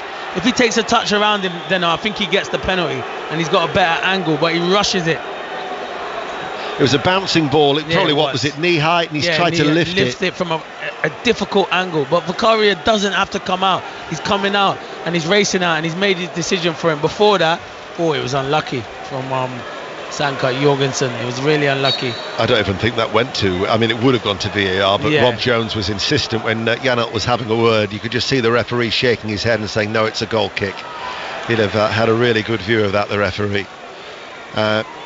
2.5 minutes of normal time remain. 5 Live, still 2-2. Kulusevski. Is there time for a late winner? Here is Basuma. We'll get the thoughts of Thomas Frank and Ange Postecoglou on BBC Radio 5 Live. If you're unable to hear them, or we're unable to bring them to you before the Chelsea-Liverpool game, then 5 Live Football Daily podcast will have all the reaction from today's fixtures. Sanchez just about keeps the ball in play, 6 yards inside his own half. Kulusevski stumbles, falls to the floor, and then Jorgensen passes the ball to Janelt, and now with Collins to Pinnock, central figure in that back three. Jorgensen helps it to Rico Henry. Little touch coming back into his own half for Mbumo, still on that far side. Jorgensen, Roerslev is crying out for the ball on this near side. The right wing back was pushed quite high over the halfway line. Flecken now with his distribution will find him. Header and field first time by Roerslev. Van der Ven appealing for handball against the young Dutchman, but he holds on to it. Perisic now looks for Maddison, makes the run in behind. Maddison to Richarlison. Richarlison tried to place it, but that was Jorgensen who got the timely block in, because Richarlison opened up his body, hit it first time right-footed, but Jorgensen defended well, snuffed it out. He's got to do better for me, Deno. He doesn't move the ball enough. Once Maddison gets him into it, you can see Jorgensen's there. He should shift it onto his left and then get a shot away. It was good play from Perisic and Maddison. He's got to do better, Richarlison, in that situation for me. Now this, normally, Emerson's just gone to ground, and normally maybe last season this would have been an instance where you're thinking, the time wasting. Yeah. But he got quickly back to his feet, because he knows if he leaves the field of play, he's off for at least 30 seconds. Yep. Kulusevski, back to Emerson. 60 seconds of normal time remain. Into the feet of Richarlison with his back to goal. Can't turn his man. Comes to Emerson, keeps it alive for Spurs, out to Kulusevski, far side the right. Kulusevski plays it back now to Sanchez. Van der Ven onto his left foot, finds Maddison. Maddison to Perisic. Turns it round the corner to Udogie, who's ahead of him. Back towards Perisic, still on this near side, the left. How much additional time will we have? Who got the last touch for that? Came off Ruoslev. It'll be a Spurs corner kick. At 2-2. The pantomime villain in the eyes of the Brentford supporters is James Maddison. Must be previous. Either that or he's just chirping, his constant chirping to the referee. He's just got on the Brentford fans' nerves. Maddison to take it. 4 minutes of additional time. In comes the corner kick. Collins heads it out only as far as Kulusevski. Right side of the penalty area. It's a crowded box as he fires it back in. Damsgaard clears it away. Emerson is the one who's got all the time in the world to retrieve that ball, and then he goes back because of the presence of Mbumo to Vicario. Would 2-2 be a fair result for you, Clinton? Yeah, more than likely. Tottenham have been the better team in the second half, but haven't really created any clear-cut chances apart from Son, who Fleckney makes a good save. Here is Maddison, runs away from Baptiste. Maddison glides across the ground to Kulusevski, tries to find Kulusevski. Comes then out to Udogie. Basuma, Sharda, everybody back for Brentford now. Brilliant sunshine here in West London. Emerson chips it in. Richarlison rises, doesn't quite drop towards Kulusevski. Hooked away by Pinnock inside his own penalty area. Spurs try and win it back, but lose the ball on that far side. Damsgaard then gives it away, and it's won back by Pape Sarr. Spurs finishing this game the stronger of the two teams at 2-2 on BBC Radio 5 Live. Kulusevski, right corner of the area. Pape Sarr back towards Basuma. Brentford though defending deep and defending in numbers. Now with Van der Ven, midway through the Brentford half. To Maddison. Udogie, 10 yards away from the penalty area, being tracked by Baptiste. They go across the back line. To Sanchez. Cries of come on Brentford, come on Brentford. Trying to see their side over the line. They've got a good record. They're unbeaten in their last 9 London derbies. Pinnock heads it away to repel that Maddison ball into the penalty area. Pape Sarr almost runs it out of play for a throw over on that far side. This has been the story of the second half though, hasn't it? Brentford defending well, Tottenham, lacking that cutting edge in front of goal. Yeah, as you say, they haven't really created too many clear-cut opportunities in this second half. Flecken reacting well with his feet at the far post to keep out Son was probably the closest that Spurs have come in this second period, as it remains 2-2, and we've got about 90 seconds remaining. Perisic with the throw. It's going to be a long one, and it comes from the left-hand side, headed out easily by Baptiste at the near post, only as far as Udogie. Directs his header back towards Perisic, faced up by Ruoslev, tries to go on the outside with the cutback into the penalty area. Baptiste clears it, but as you say, it's coming back. There's no one there, there's no out ball, so it just keeps on coming back at Brentford. I'm all for defending in your numbers, but I always still think you need a target man to hit so you can get up the pitch, and that's been a story of the second half of Brentford. Haven't been able to get out. Kulusevski plays it down the line for Emerson, seen back by Jorgensen, cleared, not the best of clearances though by Flecken. He's been good with his distribution up until that point, only went to as far as Basuma. He goes short and square to Udogie, back with Maddison once again. If any side's going to snatch it, it's going to be Tottenham Hotspur. Here is Maddison. You have to go back to August 21 for the last time that Tottenham played a Premier League game without Harry Kane. He had started 74 consecutive Premier League appearances. In the first game without their record goal scorer. They might be, just as they were last season here, held to a 2-2 draw by this Brentford side. Now Janelt holding on to the ball, preventing Basuma from taking it. Now that should result in a yellow card. Yeah, you're right. If there's consistency from the match officials, he deliberately prevented Tottenham from taking a quick free kick. Exactly. But he's not, and instead the free kick is taken short, and by my watch the 4 minutes are up, and there are the end of the game. For what was certainly an entertaining first half, and Ange Postecoglou, his Spurs reign is up and running, and just like Tottenham managers before him, he finds that Brentford are a very awkward opposition, obdurate opposition, and it's finished 2-2. Clinton Morrison. Yeah, it has, but seeing Ange Postecoglou's new look Tottenham, they're not bad in possession. They have to move the ball quickly, 1 and 2 touch, but it weren't bad after going behind it. After taking the league and then going behind and coming back, they showed real togetherness. So it's been a difficult week for Tottenham, losing Harry Kane, their talisman, all their goals. But yeah, credit to them, and you know what it's like coming to Brentford. It's always difficult. Thomas Frank's done a brilliant job. They are missing Ivan Toney, but Mbeumo and Visa both scored today, so that will give them confidence moving forward. Well, they still remain unbeaten in the absence of Ivan Toney, but after Romero's early header for Spurs, he then had to leave the field of play after a blow to the head, but Brentford responded well. Mbeumo with a penalty got the equaliser, and then 11 minutes later. Right now, shaking hands with all the players. We'll wait and see. It'll probably be half time at Stamford Bridge by the time we hear from them, Clinton. But you would imagine they'll both be pretty happy with that, won't they? Yeah, they will. As I said, Tottenham coming here, it's a difficult place, and what's happened for them over the last few days with losing Harry Kane, they were always going to say how they're going to respond to him. But you know what? They got 2 goals this afternoon, so that's a good sign for them. So there's still a lot to work on, and obviously the window's still open. They'll probably be trying to add to that. But no, it's a good point for Tottenham, and that's for Brentford. Brentford are a good team here, especially at home in front of these fans. They've been outstanding, and as I said earlier in commentary, Crossy, first game of the season, it's always difficult. You ain't up to match fitness until about 6 or 7 games in. And they were tired towards the end, a lot of the players. But it's a good point. It was a good football match and a really good point for both teams. Ange Postecoglou and his players off to applaud the Tottenham fans. Ian, Clinton, thank you very much indeed. Ian Dennis and Clinton Morrison at the G-Tech Community Stadium, where it finished Brentford 2, Tottenham 2. Ange Postecoglou's old team Celtic won 3-1 at Aberdeen in the early kick-off in Scotland in the 2-3 o'clocks. No goals, so it's still Hearts 0, Kilmarnock 0 and Motherwell 0, Hibs 0. We will turn our attention to Stamford Bridge. 20 minutes to go until full commentary of Chelsea versus Liverpool on the first Premier League Sunday of the new season. We will be there after the news with Stuart Clarkson.